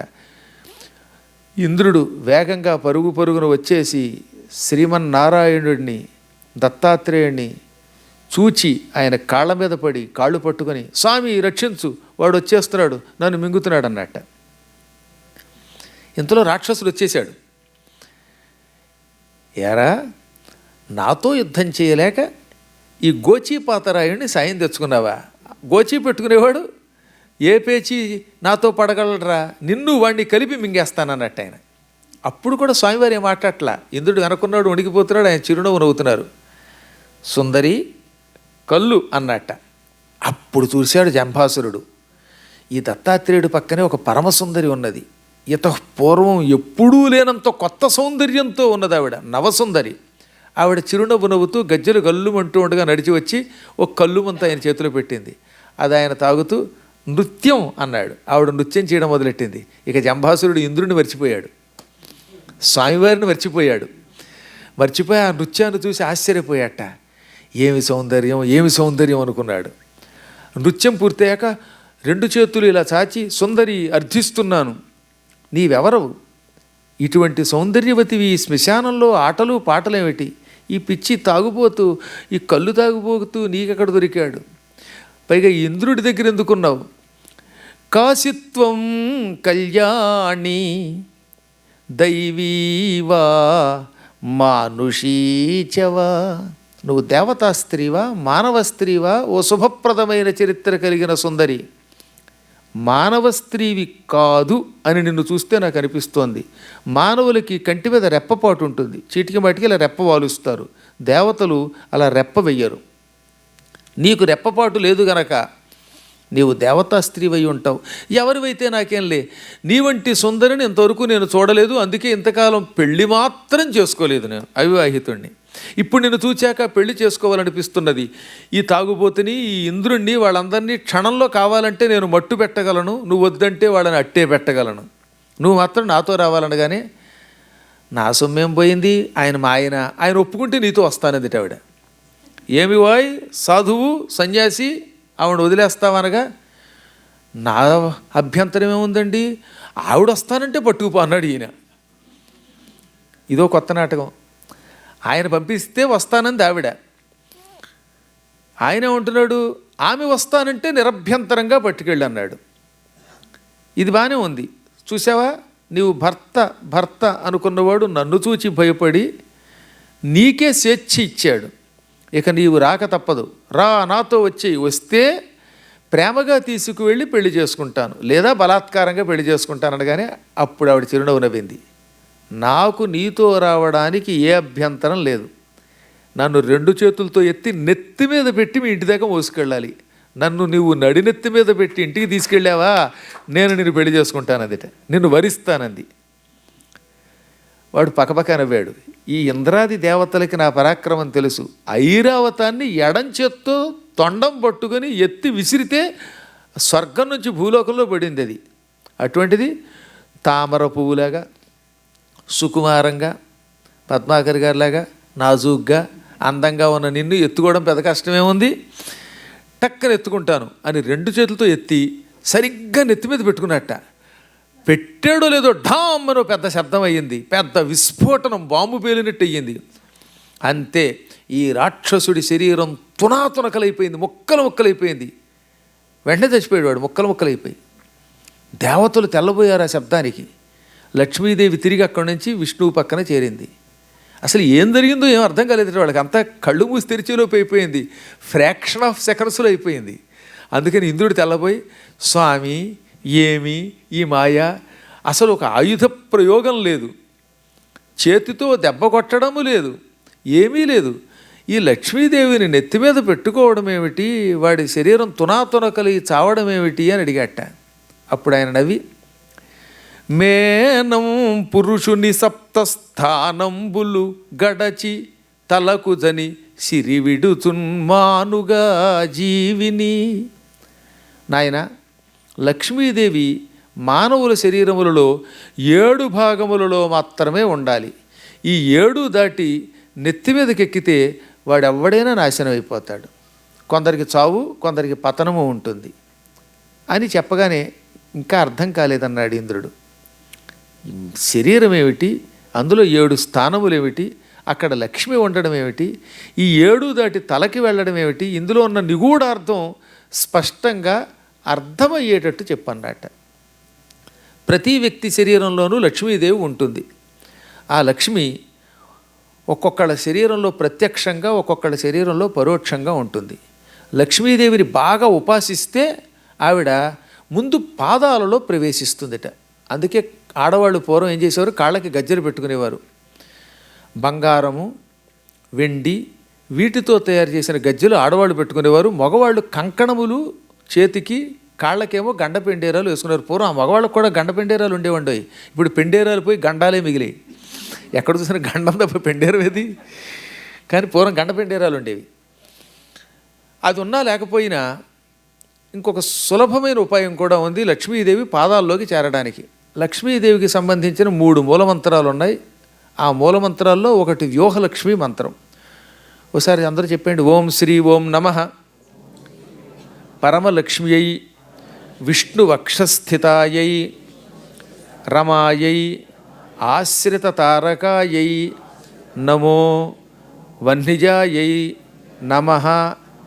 ఈ మంత్రం చదువుకుంటూ చేతిని ఇలా పాదాలకి రాసుకుంటే అప్పుడు అమ్మవారు ముందు పాదాల్లోకి చేరుతుంది. అలా పాదాల్లోకి చేరితే వాడు ఎంతసేపైనా నేల మీద కూర్చోగలడు, నడవగలుగుతాడు, వాడు ఉద్యోగాల్లో కీర్తి పొందుతాడు, చేసే పనుల్లో కీర్తి పొందుతాడు. పాదాల్లో ఉంటే దీనివల్ల లాభం అన్నమాట. నడక శక్తి, ఆరోగ్య శక్తి, తన ఉద్యోగంలో కీర్తి పొందే శక్తి వస్తుంది. ఆ తర్వాత రెండోది, సరిగ్గా ఈ పిక్కల దగ్గరికి వస్తే అక్కడికి వచ్చిన లక్ష్మి అతడికి ఐకమత్యాన్ని ఇస్తుంది, ఇతరులతో తగాదా పడకుండా కాపాడుతుంది. చాలా ఉన్నాయి, అందులో ఒక్కొక్కటే చెబుతున్నాను నేను, ఎందుకంటే అంతకంటే ఎక్కువ చెప్పడానికి ఒక్క రోజులో ఈ కార్యక్రమం సరిపోదు కనుక. పిక్కల్లో చేరిన లక్ష్మి భార్యాభర్తల మధ్యలో ఐకమత్యం, లేదా స్నేహితులతో ఐకమత్యం, ఎవరైనా కనపడితే వాళ్ళని పరిచయం చేసుకుని వాళ్ళని మన వేపు మలుచుకునే మంచితనం, ఇవన్నీ ప్రసాదిస్తుంది. మోకాళ్ళ దగ్గరికి చేరినటువంటి లక్ష్మి ఆ వ్యక్తికి అంతకంతకి తెలివితేటలు పెంచుతుంది.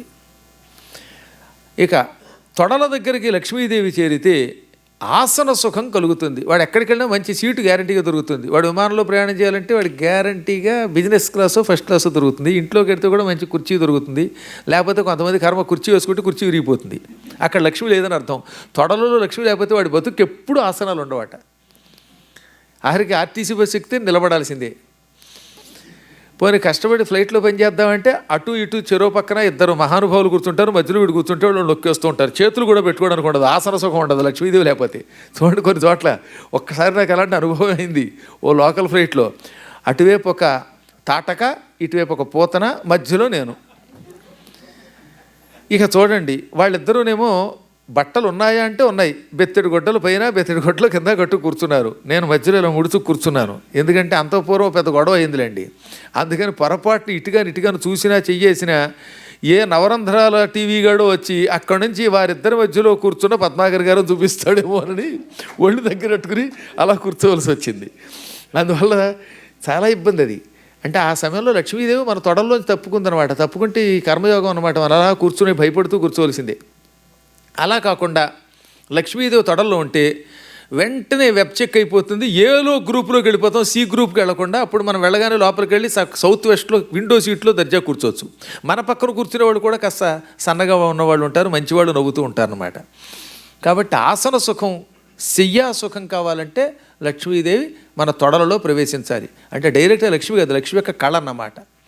ఇంకా నడుము స్థానం 5వ స్థానంలో ప్రవేశిస్తే అటువంటి వాడు 10 మంది మీద అధికారం అవుతాడట. ఎక్కువ మంది వాడు చెప్పిన మాట వింటారు. వీడిది ఎప్పుడూ కూడా గ్రిప్పులో పెట్టుకుంటాడు. రాజకీయ నాయకులకి చాలా అవసరమట. వాడి చుట్టూ 10 మంది తిరుగుతూ ఉంటారు. ముఖ్యంగా సంఘాల్లో పనిచేసేటటువంటి వాళ్ళు, ప్రెసిడెంట్లు, సెక్రటరీలు, కోశాధికారులు, ఇలాంటి పదవులు పొందేటటువంటి వాళ్ళందరికీ తప్పనిసరిగా నడుము స్థానంలో లక్ష్మి ప్రవేశించాలి. హృదయ స్థానంలో ప్రవేశించిందా ఇక వాడి మనస్సు ఎప్పుడు ఆహ్లాదంతో నిండిపోతుంది, దుఃఖం ఉండదు. చీటికి వాటికి బెంగ పెట్టుకోరు, అన్నిటికీ కొందరికి బెంగే. ఇంక ఈ పని నేను చేయబుద్ధి వేయట్లేదండి నాకు అని చీటికి వాటికి బెంగ పెట్టుకుంటారే, అటువంటి వాళ్ళందరూ లక్ష్మీదేవిని హృదయంలో పెట్టుకోవాలట. ఇది 6వ స్థానం. ఇక కంఠస్థానం కానీ భ్రూమధ్య స్థానం, ఈ 2 స్థానాల్లోకి ప్రవేశిస్తే వరసగా వాళ్ళ ఆజ్ఞని 10 మంది పరిపాలిస్తారు. కంఠస్థానంలోకి వస్తే వాడికి మాధుర్య కంఠం వస్తుంది. భ్రూమధ్యంలో ప్రవేశిస్తే వాడు ఏం చెబితే అది వాళ్ళు అవతల వాడు వింటారు. కొంతమంది అలా చూశారంటే చాలు వాడి వివస్సులయ్యి అయ్యా ఏం చేయమంటారు అని అడుగుతారట. ఇవి లక్ష్మీ స్థానాలు. ఈ 7 స్థానాలు దాటి నెత్తి మీదకి లక్ష్మి వెళ్ళిందా సర్వనాశనం అయిపోతాడు, వాడు భ్రష్టుడవుతాడు. అందుకే పాపిడి మధ్యలో నుంచి ఇట్నుంచే తప్ప సరిగ్గా ఈ బ్రహ్మరంధ్రం మీద బంగారం పెట్టుకోవద్దన్నారు మన పెద్దలు. బ్రహ్మరంధ్రం మీద సరిగ్గా ఈ పైన భాగం మీద నడినెత్తి మీద ఎప్పుడూ లక్ష్మి ఎక్కకూడదు. అంతరార్థం ఏంటి? నడినెత్తి మీదకి లక్ష్మి ఎక్కిందంటే ఐశ్వర్య గర్వం తలకెక్కిందని అర్థం. గర్వం తలకెక్కిందని ఒక అంతరార్థం. మీరు పూర్వం ఎప్పుడన్నా పెద్దల మాటలు వినే ఉంటారు, ఒరే నెత్తి మీద చేతులు పెట్టుకోవద్దని అనేవారా? కారణం ఏంటో తెలుసా? కరాగ్రే వసతే లక్ష్మీ, చేతి చివరి భాగాల్లో లక్ష్మి ఉంటుంది. కరమధ్యే సరస్వతి, ఈ మధ్యలో సరస్వతి ఉంటుంది.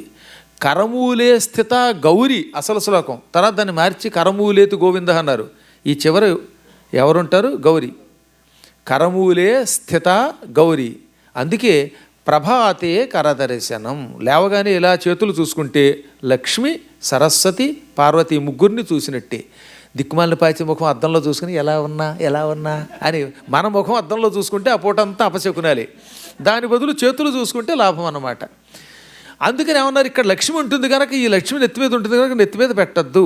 మార్కండేయ పురాణంలో సదాచారంలో తలతీట ఇరుగేల తగదు గోకగా, తల మీద దురద పెడితే 2 చేతులతో ఒకేసారి బర్రును గోక్కోకురా, ఎందుకంటే అందులో లక్ష్మి ఉంటుంది, అది నెత్తికెక్కితే నీకు ప్రమాదం తెచ్చిపెడుతుంది.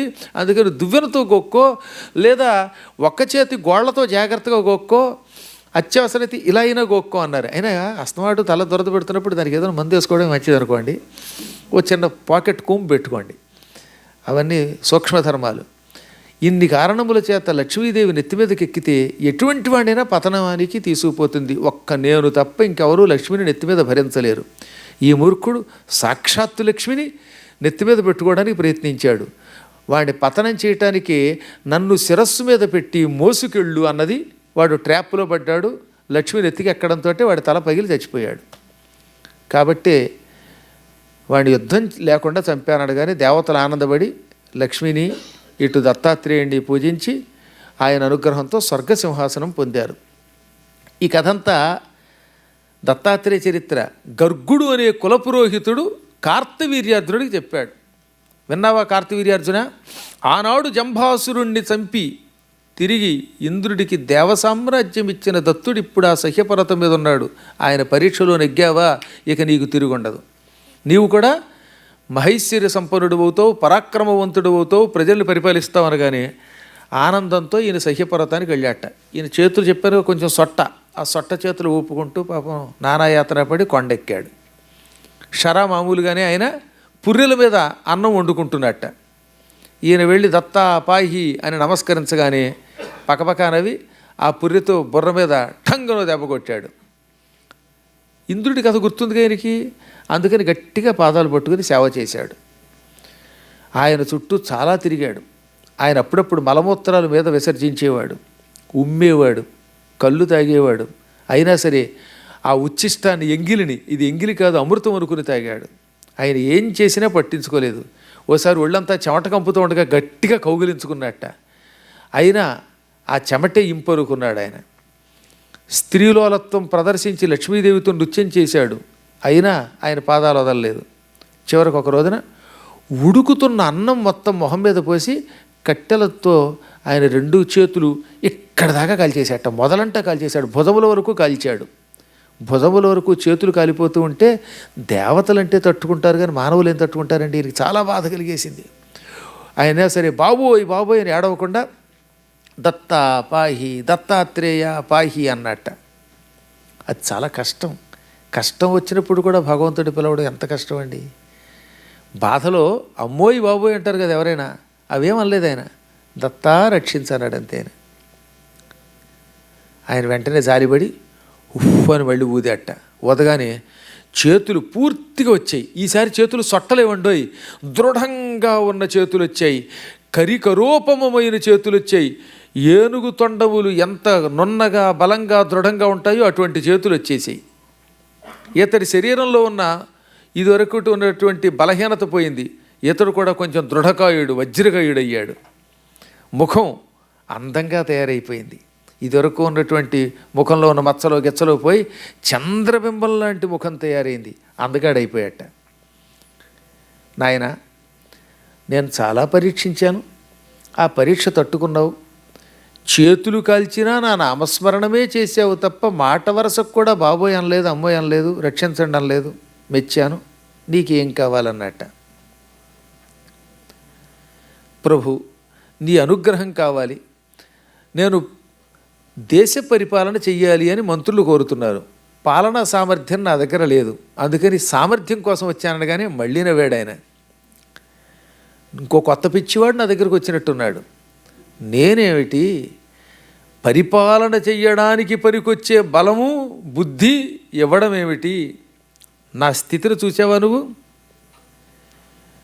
కాంతాసక్తుడ మద్యపానరతుడన్ కష్టప్రచారుండ అత్యంత ప్రీతి భజించదేమిటికి నన్నన్నన్ మహీనాయకుండు. అంతఃశుద్ధుడవు ఈ వసంగుడవు విద్యా విస్ఫురల్మూర్తివి ఈ కాంతారత్నము పద్మవాస త్రిజగత్ కళ్యాణి యోగీశ్వరా.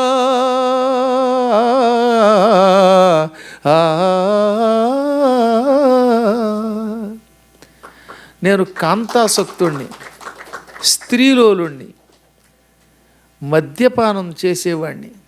నా ప్రవర్తన అసహ్యకరమైన ప్రవర్తన. చూసావుగా, ఇటువంటి దౌర్భాగ్యపు ప్రవర్తన ఎవడన్నా చూసుంటాడా?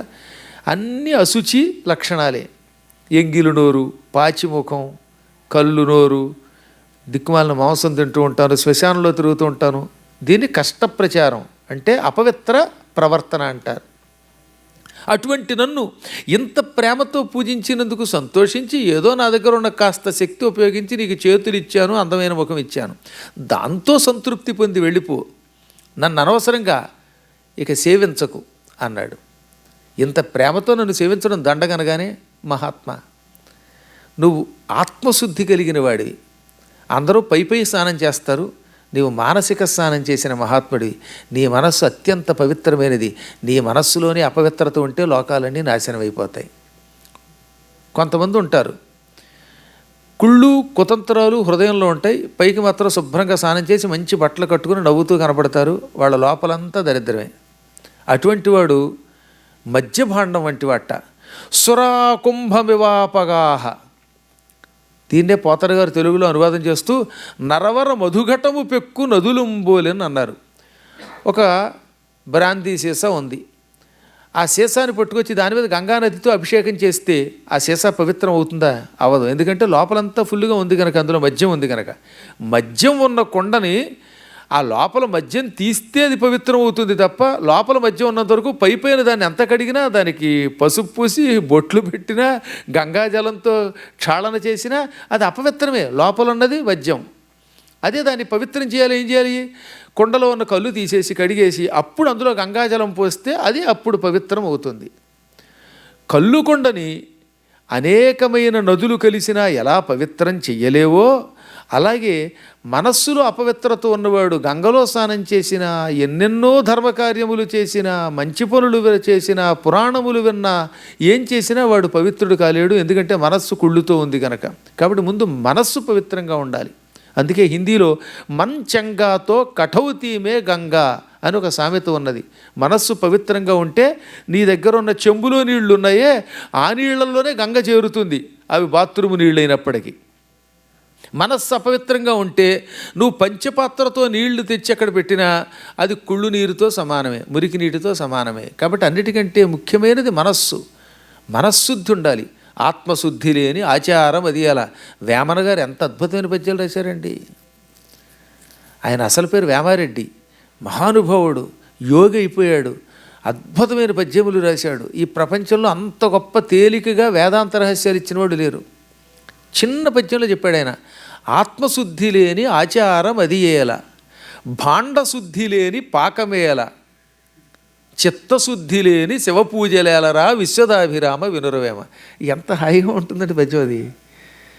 ఆత్మశుద్ధి లేకపోతే నీ ఆచారాలు పైపైన స్నానం చేసి ఎంత బొట్టు పెట్టి ఓం భూర్భోస్వ లోపల దిక్మాలాడు, వాడు కూలిపోతే బాగుండు. ఓం నమో నారాయణయ్య, అబ్బో వాడి చేతికి బంగారం ఉంది, అది నాకు వచ్చేస్తే బాగుండు, ఇలా అనుకుంటే ఈ మంత్రం వల్ల ఏం ప్రయోజనం? లోపలన్నీ దరిద్రపు ఆలోచనలే, పైకి మాత్రం బాగా ఉంటాడు. ఆత్మశుద్ధి లేకపోతే ఆచారం దండగా. కుండ శుభ్రంగా లేకపోతే అందులో వంట చేయడం దండగా. నిన్న మొన్న వండిన అన్నంతో ఉన్న అన్నం పలుకులు వండి, ఆ కూర వండి, అలాంటి వాటితో ఆ కుండ కడగకుండా, గిన్నె కడగకుండా అందులోనే నీళ్లు పోసి అన్నం వండేసి పెడితే అది ఎంత కంపు అయిపోతుంది అది. కాబట్టి ముందు కుండ క్లీన్ చేయాలి. గిన్నె శుభ్రపరచకుండా అందులో వండడం దండగా కాదా? గిన్నె కడగకుండా అందులో పాలు పోస్తే పాలు విరిగిపోతాయి. కాబట్టి పాకం వంట చేయాలంటే గిన్నె శుద్ధి అవ్వాలి. ఆత్మశుద్ధి ఉంటే అప్పుడు ఆచారం పనికొస్తుంది. చిత్తశుద్ధి ఉంటే శివపూజ పనికొస్తుంది. చిత్తశుద్ధి లేనప్పుడు శివపూజ దండుగా అన్నమాట. అందువల్ల ఎప్పుడు మహాత్మా నువ్వు అంతఃశుద్ధుడివి, పైపై శుద్ధి కాదు, మానసిక శుద్ధి కలిగిన వాడివి. అసంగుడవు, ఎవ్వరితోటి నీకు సాంగత్యం లేదు, స్నేహం లేదు. అందరూ కావాలి కానీ ఎవరితో సంబంధం లేకుండా ఉంటావు. అది చాలా కష్టం. ప్రపంచంలో ప్రతి ప్రాణిని ప్రేమించాలి, అందరిలో భగవంతుడు చూడాలి, కానీ ఎవరితోటి ఎక్కువ అటాచ్మెంట్ పెట్టుకోకూడదు. అసాంగత్యం అంటే అదనమాట. ఇది ఎంతో చెప్పినంత తేలిక కాదనే విషయం మీ అందరికీ తెలుసున్నది. మహాత్ములు అందరి మధ్యలో తిరుగుతారా, కానీ ఎవరితో ఏ బంధం ఉండదు. ఎవడికి వాడే మావాడే అనుకుంటారు. వీడు ఎవడివాడు కాదు, ఎవడివాడు కాకపోవటం ఉండదు. అన్ని వస్తువులు తింటారు, ఏ వస్తువు మీద వ్యామోహం ఉండదు, ఏది అక్కర్లేదు, అన్నీ తిన్నట్టు కనపడతారు అన్నమాట. ఒక్కోసారి పురాణాల్లో చెప్తున్నప్పుడు పాయసం వర్ణిస్తే అంత కొండడు పాయసం తింటాడేమో అనుకుంటారు ఈ పిచ్చాళ్ళు తెలియక. కొండ లేదు, బండ లేదు. ఇది ఉత్తి భ్రమ. ఇష్టమై తినడం కాదు, ఇతరులకు ఇష్టం కలగడానికి వర్ణిస్తారట జ్ఞానులు, కానీ వాళ్ళు తినేది ఉద్ధరణే ఉంటుందిట. ప్రతి ప్రాణిలోనూ భగవంతుడు చూస్తారట, కానీ వారిని ఎంతవరకు ఆశీర్వదించాలో అంతవరకే తప్ప ఎవరితోటి అనవసరమైన బంధం పెట్టుకోరు. వీడు అన్నీ విడిచిపెట్టి తానొక్కడే ధ్యానంతో, తపస్సుతో, సమాధితో ముక్తి పొందుతాడు. ఏ వ్యక్తితో ఎక్కువ సంబంధం పెట్టుకోవద్దని ఎంతో చెప్పారండి మన పురాణాల్లో. అన్ని రోగాలకి మూల కారణం ఏంటో తెలుసా? అసలు మన అశాంతికి మూల కారణం అతిగా స్నేహం పెంచుకోవటమే. సంగము విడువగ వలయును, సంగము విడువంగ కడున శక్యమైన చేయంగ వలయు సత్సంగము, సంగరుజకు ఔషధంబు సద్భజనమిలన్. ఎవరితోటి ఎక్కువ పరిచయం పెంచుకోకు, కానీ సాంగత్యం లేకపోతే మంచి పనులు చెయ్యలేము. ఓ సత్సంగం లేకపోతే నువ్వేం చేయగలుగుతావు? కాబట్టి ఏం చేయాలి? సాంగత్యం విడిచిపెట్టడం కాకుండా సత్సాంగత్యం చెయ్యి. నీకు తోలిచిన ఒక గురువుని పట్టుకుని ఆయన పేరు మీదుగా ఓ సత్సంగంని పెట్టుకో. 10 మంది మంచివాళ్ళు అందులో చేరండి. ఆ చేరినప్పుడు మీలో మీకు ఏమైనా తగాదాలు ఉంటే వాటి వల్ల విడిపోయి కొట్టుకుని చావకండి, అన్నీ సర్దుకోండి. మనకి తెలుసు కదా, ప్రపంచం అంటే అనేకమైన భిన్న రుచులతో ఉంటాయి. కాబట్టి మళ్ళీ అక్కడికి వచ్చి కూడా కొట్టుకోకూడదు. సత్సాంగత్యంలో ఎప్పటికప్పుడు మనలో ఉన్న దురహంకారం విడిచిపెట్టి ఆ వ్యక్తిని మనవాడు అనుకుని మనల్ని వాడు మనవాడని భావించి పురాణములతో, దైవ ధ్యానంతో, మంచి పనులతో, పరోపకారంతో కాలక్షేపం చేయాలి. కాబట్టి ఏం చెప్పాడు? సంగము విడువగ వలయును, సంగము విడువంగ కడు అశక్యం. కాబట్టి ఏం చేయాలి? చేయంగ వలయు సత్సంగము. సంగ రుజకు, సాంగత్యం ఒక రోగంట. రుజ అంటే రోగం. ఇతరులతో అనవసరంగా చేసేటటువంటి స్నేహం అనే ఒక రోగమునకు ఔషధంబు సద్భజన మిలన్. సత్సాంగత్యం ఔషధం. మహాత్ములతో స్నేహం చేస్తే అది ఔషధమై ఈ నీచ సాంగత్యం అనే రోగం తొలగిస్తుంది. అందుకని మన వాళ్ళు ఏం చెప్పారనమాట, ముందు సత్సాంగత్యం చెయ్యి. సత్సంగత్వే నిస్సంగత్వం. అలా సత్సాంగత్యం చేయగా అప్పుడు ఎవరితోటి సాంగత్యం చేయవలసిన అవసరం లేకుండా తామరాకు మీద నీటి బొట్టులో ఉంటాడు. సంసారంలో ఉంటాడు, భార్యతోటి, పిల్లలతోటి, అందరితోటి అటాచ్డ్గా ఉంటాడు అన్నీ ఉంటూ కూడా. అప్పుడు ఏమవుతుంది? నిస్సంగత్వే నిర్మోహత్వం. మోహం తొలగిపోతుంది. అప్పుడు దేని మీద వ్యామోహం ఉండదు. నా భార్య, నా ఇల్లు, నాది అనే వ్యామోహం తొలగిపోతుంది. దానివల్ల ఏమవుతుంది? నిశ్చలతత్వం ఏర్పడుతుంది. అప్పుడు నిశ్చలతత్వం వల్ల జీవన్ముక్తి అవుతుంది. అప్పుడు వాడు ముక్తి పొందుతాడు. ఇది మనకి శంకరాచార్యుల వారు చెప్పింది. ఇదే నారదుడు కూడా చెప్పాడు. నారదుడు ముక్తి మార్గాన్ని వెతుక్కోమన్నాడు. పాతకాలంలో శ్రీకృష్ణమాయ అని ఒక మంచి సినిమా ఉండేది, నారద సంసారం అనేవారు దాన్ని. అద్భుతమైన సినిమాలు. ఆ రోజుల్లో సినిమాలు చూస్తే తరిస్తాం, ఇప్పుడు సినిమాలు చూస్తే మురిక్కాలవలో వరిస్తాం.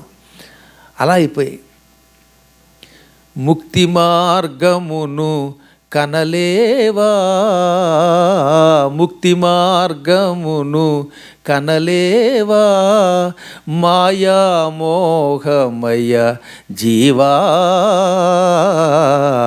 ముక్తి మార్గమును కనలేవా, భ్రాంతుడవై బహుమాయలబడి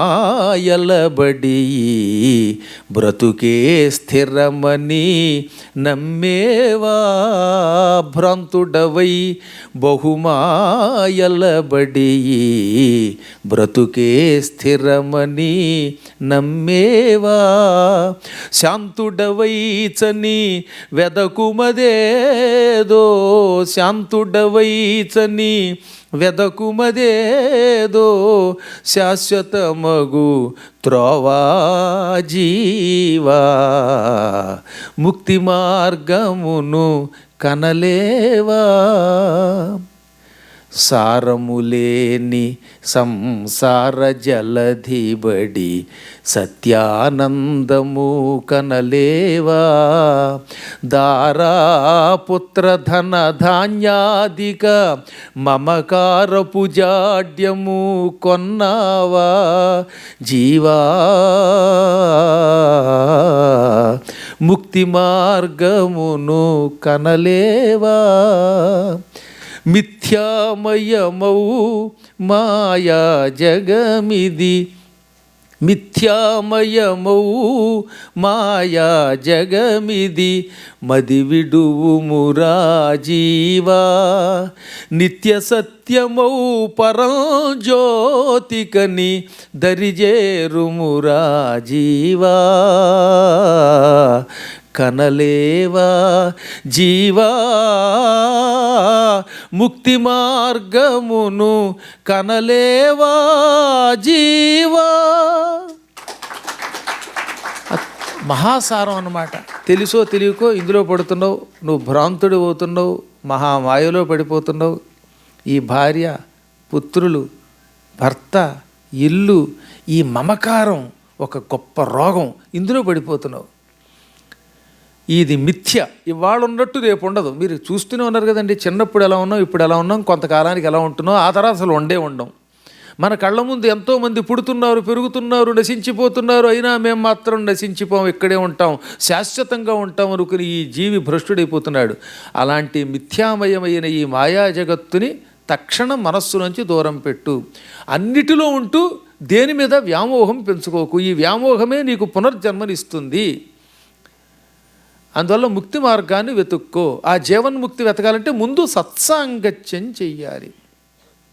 నీవు అసంగుడవు, ఎవరితో సాంగత్యం లేదు, ఉన్నట్టుగా కనపడతావు అని కార్తవీర్యార్జునుడు అన్నాడు అనమాట. అంతఃశుద్ధుడవు, ఈవు అసంగుడవు, నీకే సాంగత్యం లేదు, ఎవరితో స్నేహం లేదు, బంధం లేదు. ఆత్మవిద్య చేత నీ మనస్సుని పవిత్రం చేసుకున్నవాడివి. ఈ కాంతారత్నం నీ పక్కన ఉన్న స్త్రీమూర్తి ఆదిలక్ష్మి నాకు తెలుసు అనగానే ఆయన మళ్ళీ ఆయనకు కూడా విశ్వరూపం చూపించి మెచ్చాను, అందుకే చెచ్చెరా నా విశ్వరూపాన్ని నీకోసం ప్రదర్శించాను, ఏం వరం కావాలో కోరుకో అన్నట్టు. ఇంత విశ్వరూపం చూపించినప్పుడు హాయిగా ముక్తి కోరుకోవాలనిపించాలిగా. అలా అనిపిస్తే ఎప్పుడో బాగుపడతా. అంటే ఎంత వాడికైనా మాయ తప్పదు బాబోయ్, అదే వైష్ణవ మాయ. ఆ మాయలోంచి అంత తేలిక బయటపడలేం. ఇంత వింటున్నప్పుడు అందరికీ ఏమనిపిస్తుందో తెలుసా, ఇంక ఈ మాయలోంచి బయటపడిపోయి రేపటి నుంచి గొప్పవాడం అయిపోవాలనిపిస్తుంది. స్వస్తి అంటే మళ్ళీ మామూలే, ఇంక ఇంటికి వెళ్ళామా హాయిగా బెడ్ మామూలే. ఇదే మాయ. ఎంత విచిత్రమైందో ఈ మాయ. నేను చాలామందిని చూశాను కదటండి, నెక్స్ట్ ఇయర్ ఏమైనా సరే ఇక మీ బాధ్యత అంతా నాదే అంటారు. ఆ నెక్స్ట్ ఇయర్ ఫోన్లో అసలు పొరపాటున పలకరు. ఇండియా వెళ్ళామండి, ఇండియా అంటారు. ఇదే మాయ. అంటే పురాణ వైరాగ్యం, శ్మశాన వైరాగ్యం, ప్రసూతి వైరాగ్యం అని 3 వైరాగ్యాలు ఉన్నాయి.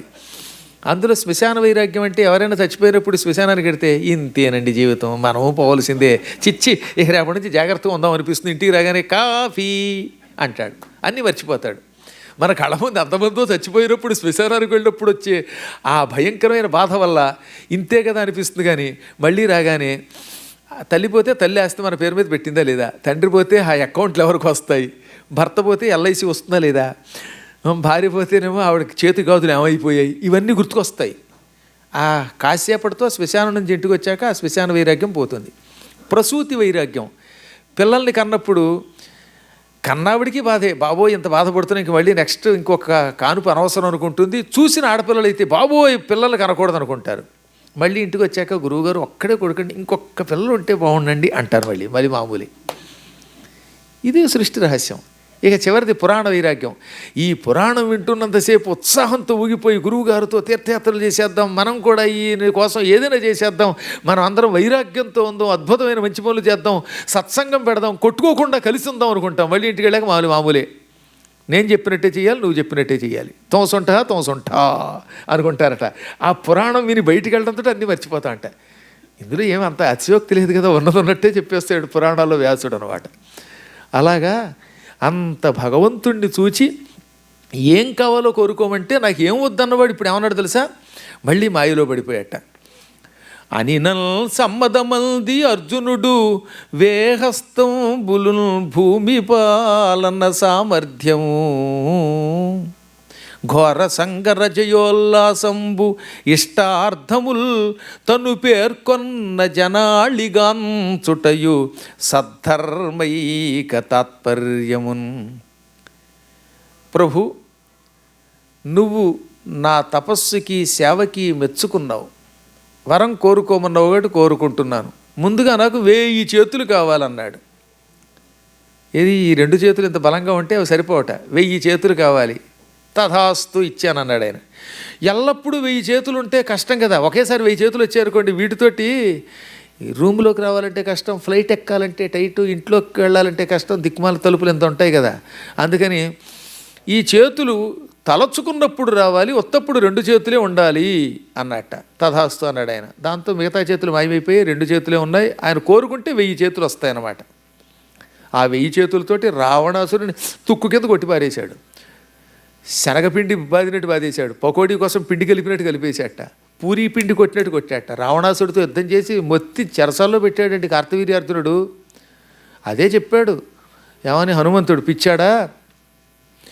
నిన్ను చావగొట్టిన కార్తవీర్యార్జునుడిని పరశురాముడు గండ్రగొడ్డలతో చంపేశాడు. ఆ పరశురాముడిని నిమిషంలో నిర్వీర్యుణ్ణి చేశాడు రాముడు. అటువంటి రాముడితో యుద్ధం చేస్తే నువ్వు చస్తావురా అన్నట్ట. రాముడి పరాక్రమం సామాన్యమైందనుకుంటున్నావా? ఒకసారి ఆలోచించు. నువ్వు కార్తవీర్యార్జునుడు అంటే నీకు హడలు, ఆ కార్తవీర్యార్జునుడికి పరశురాముడు అంటే హడలు, పరశురాముడికి రాముడు అంటే హడలు. ఆ రాముడితో యుద్ధం చేయడం ఏమిటి నువ్వు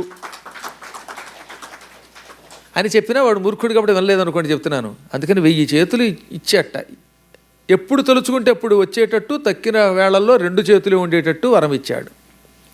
ఇంకేం కావాలి?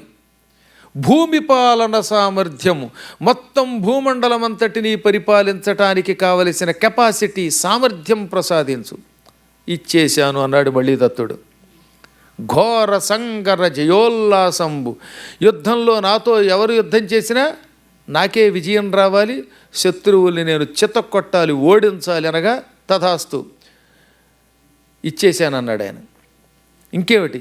ఇష్టార్థముల్, నేను ఏది కోరితే ఆ వస్తువు రావాలి. కళ్ళదోడంటే కళ్ళదోడు, కాళ్ళదోడంటే కాళ్ళదోడు, కారు అంటే కారు, బేరంటే బేరు, ఏది కావాలంటే అది కోరుకోగానే ప్రత్యక్షం అవ్వాలి. తథాస్తు, నువ్వు కోరుకున్న వస్తువు నీ ముందు ప్రత్యక్షం అవుతుంది. ఇంకేం కావాలి? ఇక్కడ ఇప్పుడు కోరుకున్న కోరిక చాలా విచిత్రమైంది.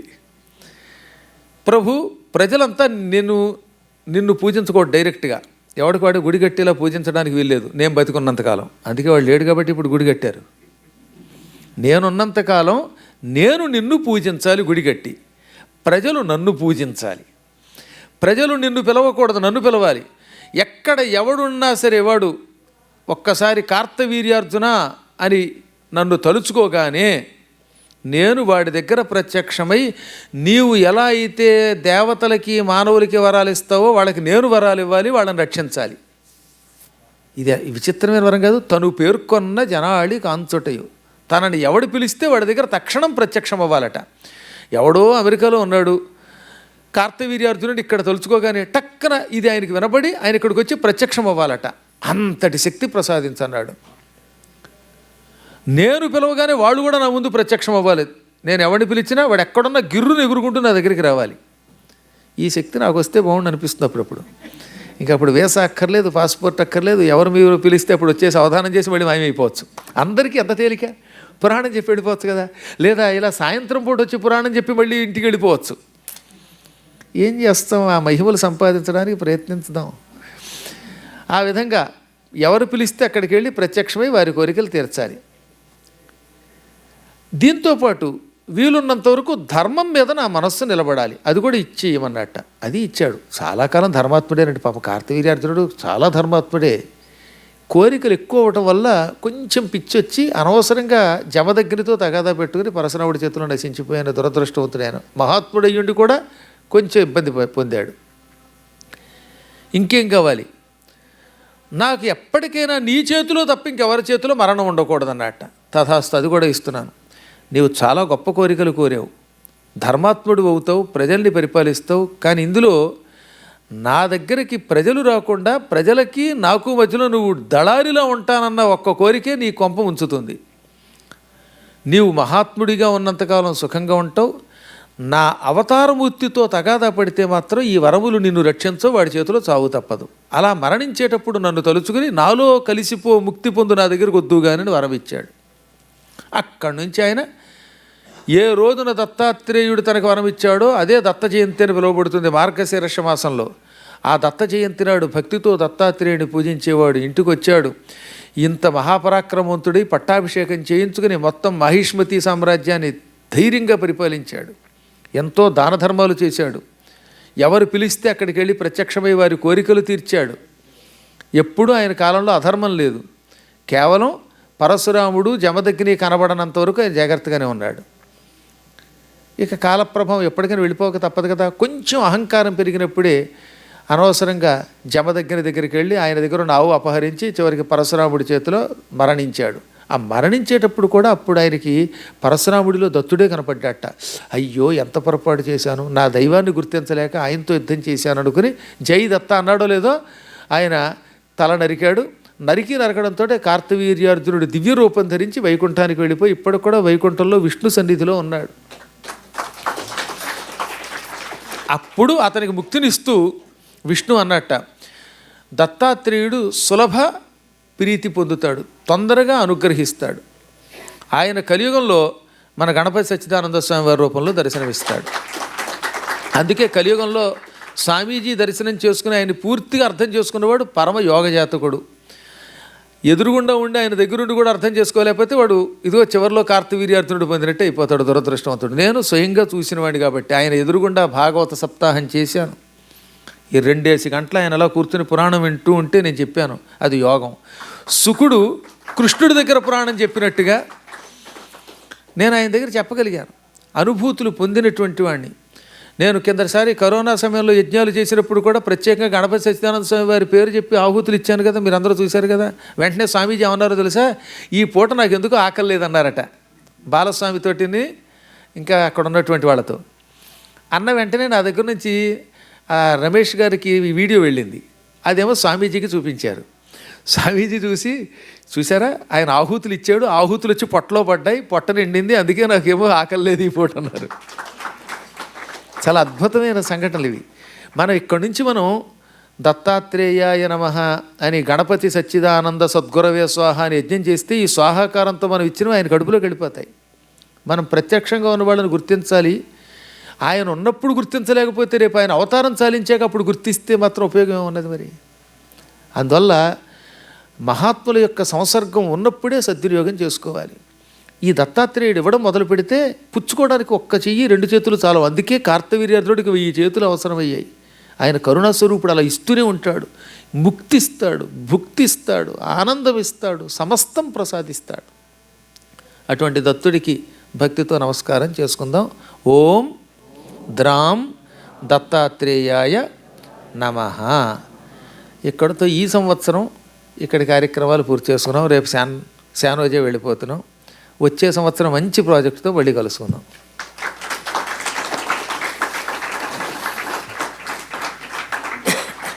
ఎవరికైనా ప్రశ్నలు ఉన్నాయా? This is the best time and best opportunity. చక్కటి సదవకాశం ఇది మనకి. నిజానికి దేహం ఉన్నంత వరకు సందేహం ఉండాలి. అందువల్ల పెద్ద అంటే ఇది మన బుద్ధి శుద్ధి కోసం ఏర్పరిచినటువంటి ఒక అద్భుతమైనటువంటి జ్ఞానబోధ సభ.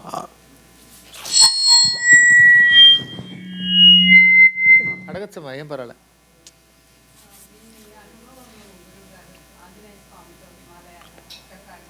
అదే అయితే 2 ముక్కల్లో చెప్పాల్సి వస్తుంది మీకోసం. హిమాలయ పర్వతాల్లో నా చిన్నప్పుడు 8 ఏళ్ల వయస్సులో ఇంట్లోంచి వెళ్ళిపోయిన కథ ఆవిడ విన్నారన్నమాట. దీన్ని పెట్టేది అదే మమ్మల్ని గణపతి సచ్చిదానంద స్వామి వారిని నన్ను ఓ చోట చేర్చిన బంధం. నా 8వ ఏట ఈ సంసార బంధాలకు అతీతంగా సన్యాసం పుచ్చుకొని తపస్సు చేసుకుందామని హిమాలయాలకి ఇంట్లో చెప్పకుండా వెళ్ళిపోయాను. అక్కడ గంధమాదన పర్వతం అని ఒక పర్వతం ఉన్నది. ఆ పర్వత ప్రాంగణంలో ఆంజనేయుడు నిరంతరం అక్కడ ఉంటాడు. అందుకని అక్కడ తపస్సు చేసుకుందామని వెళ్ళాను. అదో పెద్ద కథ అనుకోండి. కానీ తీరా అక్కడికి వెళ్ళాక కార్తీక మాసంలో కేదార్నాథుడి గుడికి సీలు వేసి లోపల దీపం వెలిగించేసి, అలాగే బదరీలో కూడా గుడిలో దీపం పెట్టి గుడికి సీలు వేసి ఆ తర్వాత అక్కడి నుంచి జోషి మఠకి వచ్చేస్తారంట. జోషి మఠకి అక్కడ ఎవరిని ఉండనివారు. నేను ఎవరికి చెప్పకుండా ఆ వెనక వైపు ఉన్న శంకరాచార్యుడు వారు వైపు వెళ్ళిపోయినటువంటి వైపు వెళ్ళిపోయాను. అక్కడే శరీరం విడిచిపెడదాం లేక తపస్సు చేద్దామని. ఆ చలికి తట్టుకోలేక శరీరం అంతా స్తంభించిపోయింది. అంతలో నా అదృష్టవశాత్తు కేవలం గోచి కూడా లేనటువంటి ఒక దిగంబర యోగి వచ్చాడు. ఒళ్ళంతా విభూతి పూసుకున్నాడు ఆయన. ఆయన ఒక వేరిచ్చి, ఈ మూలిక తిను, నెలనాళ్ళు నువ్వు ఈ హిమాలయాల్లో తపస్సు చేయగలుగుతావు, నెల దాటాక మాత్రం ఇక్కడ ఉండద్దు అని హెచ్చరించాడు. ఆ మూలిక నాలుక మీద పెట్టుకుంటే ఆ రోజు మొదలుకొని ఒక నెలనాళ్ల పాటు అసలు ఆకలి లేదు, దాహం లేదు, చలి లేకుండా అయిపోయింది. శరీరం అద్భుతంగా తయారైంది, మంచి ఆరోగ్యంగా తయారైంది. ఆ మూలిక కొంచెం దురద పెట్టినట్టు అనిపించింది అంతే. అది ఆ తర్వాత నేను ఆ హిమాలయాల్లోకి వెళ్ళి అక్కడ ఒక గుహలో కూర్చుని చాలా కాలం పాటు ఒక విచిత్రమైన ధ్యానం చేశాను. నెల అయిపోయిందనే విషయం మర్చిపోయాను ఆ ధ్యానంలో ఉండి. నెల దాటితే మూలికా ప్రభావం పోతుంది కదా, ఆ విషయం మర్చిపోయి అక్కడే ఉంటే ఇంతలో నా శరీరం మళ్ళీ యథాప్రకారంగా ఆకలి దప్పికలకి గురైపోయింది. స్తంభించిపోయి చలికి తట్టుకోలేక చచ్చిపోయే స్థితి వచ్చింది. చచ్చినా ఇక్కడే ఉంటాను, నేను మాత్రం వదలని ఈ ప్రాంతం అన్నాను. నేను కూడా మొండిగా ఇంద్రుడు కార్తవీర్యార్జునుడు లేక అక్కడే చావడానికే సిద్ధపడ్డా. ఆ సమయంలో కొన్ని అడుగులు, దాదాపు 20 అడుగులు అయ్యి ఉండొచ్చు, 27 అడుగులు అయ్యి ఉండొచ్చు, ఎందుకంటే అప్పుడు లెక్క పెట్టలేక కుర్రవాళ్ళం మేము. అందులో మేము తపస్సులో ఉన్నాం. ఒక మహాత్ముడు, జటాజోటాలు ధరించిన ఒక మహాత్ముడు వచ్చి జుట్టు అలా పట్టుకుని ఎత్తి తీసుకొచ్చి జోషిమఠ దగ్గర పారేశాడు. జనావాసంలో ఉంచి ఇలాంటి సాహసం చేయకన్నాడు ఆయన. అక్కడే కొద్ది రోజులుండి ఈ గంధమాదన పర్వతం హిమాలయ పర్వతాల్లో బదరి వెళ్లే ముందు 5 కిలోమీటర్ల దగ్గర నుంచి మొదలవుతుంది. అక్కడ ఇప్పుడు కూడా హనుమంతుడి మందిరం కట్టారు. ఆయన కూడా సిద్ధి హనుమాన్ మందిరం అంటారు. ఆ మందిరం ఈ మా దగ్గర ఫోటోల్లో ఉంటే సత్సంగంలో ఉన్న వాళ్ళకి పంపిస్తాను. అక్కడి నుంచి ఆ పర్వతం ఒక 5 కిలోమీటర్ల వరకు వ్యాపించి ఉంటుంది. అదంతా గంధమాదన శ్రేణి. ఆ శ్రేణిలోనే హనుమంతుడు నిరంతరం తిరుగుతాడు, ఒక చోటని కాకుండా. ఎందుకని ఒకే చోట ఉంటే దేవతలు ఆయన పట్టుకుని వరాలు ఏమని అడుగుతున్నారట. అందుకని దేవతలకి దొరకకుండా ఉండడం కోసం ఇక్కడ అక్కడ తిరిగేవాడు ఆయన. అక్కడికి వెళ్ళాను. నా అదృష్టవశాత్తు హనుమత్ దర్శనం అయ్యింది. అదొక గొప్ప గాథ. అడిగితే ఒక 2 నిమిషాల్లో చెప్పలేను కనుక క్లుప్తంగా చెప్పాను. గంధమాదన పర్వతం మీద మాత్రం హనుమంతుడు నిరంతరం సంచరిస్తాడు, భక్తులకి ఏదో రూపంలో దర్శనమిస్తాడు. అక్కడుండగానే నేను నిరంతరం హనుమంతుడి మీద ధ్యానం చేసేవాడిని. రోజు చదువుకునే శ్లోకం అక్కడ చదివిన శ్లోకమే. ఆ శ్లోకం అంటే అందుకే నాకు ఇష్టం. రాసింది వాల్మీకి అయినా నేను ఆ కొండలోనే చదువుకునేవాడు అనమాట. ఆంజనేయమతి పాటలా నన్నం కాంచనాద్రి కమనీయ విగ్రహం పారిజాత తరుమూలవాసినం భావయామి పవమాననందనం భావయామి పవమాననందనం.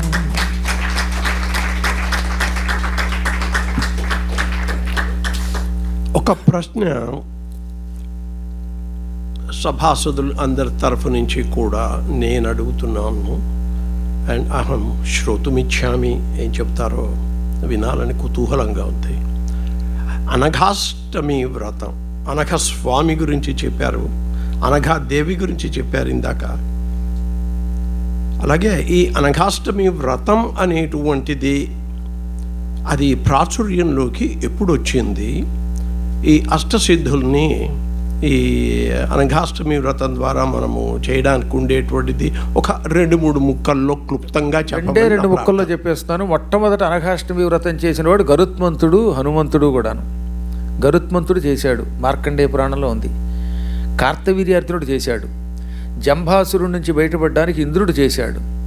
ఇంకా తర్వాత మహానుభావులు చాలామంది చేశారు. భాగవతంలో కూడా ఆన్వీక్షకి అనే ఒక విద్యని అలర్కుడికి, ప్రహ్లాదుడికి దత్తాత్రేయుడు ఇచ్చాడు. ఆ ఆన్వీక్షకి విద్య పొందాలంటే ముందు అనఘావ్రతం చేయాలన్నట్ట. ఆన్వీక్షకి అంటే అర్థం తెలుసుగా, ముక్తిని పొందించే విద్య. మోక్షం రావాలంటే సాధన చెయ్యాలి. ఆ మోక్ష విద్యని ఆన్వీక్షకి అంటారు.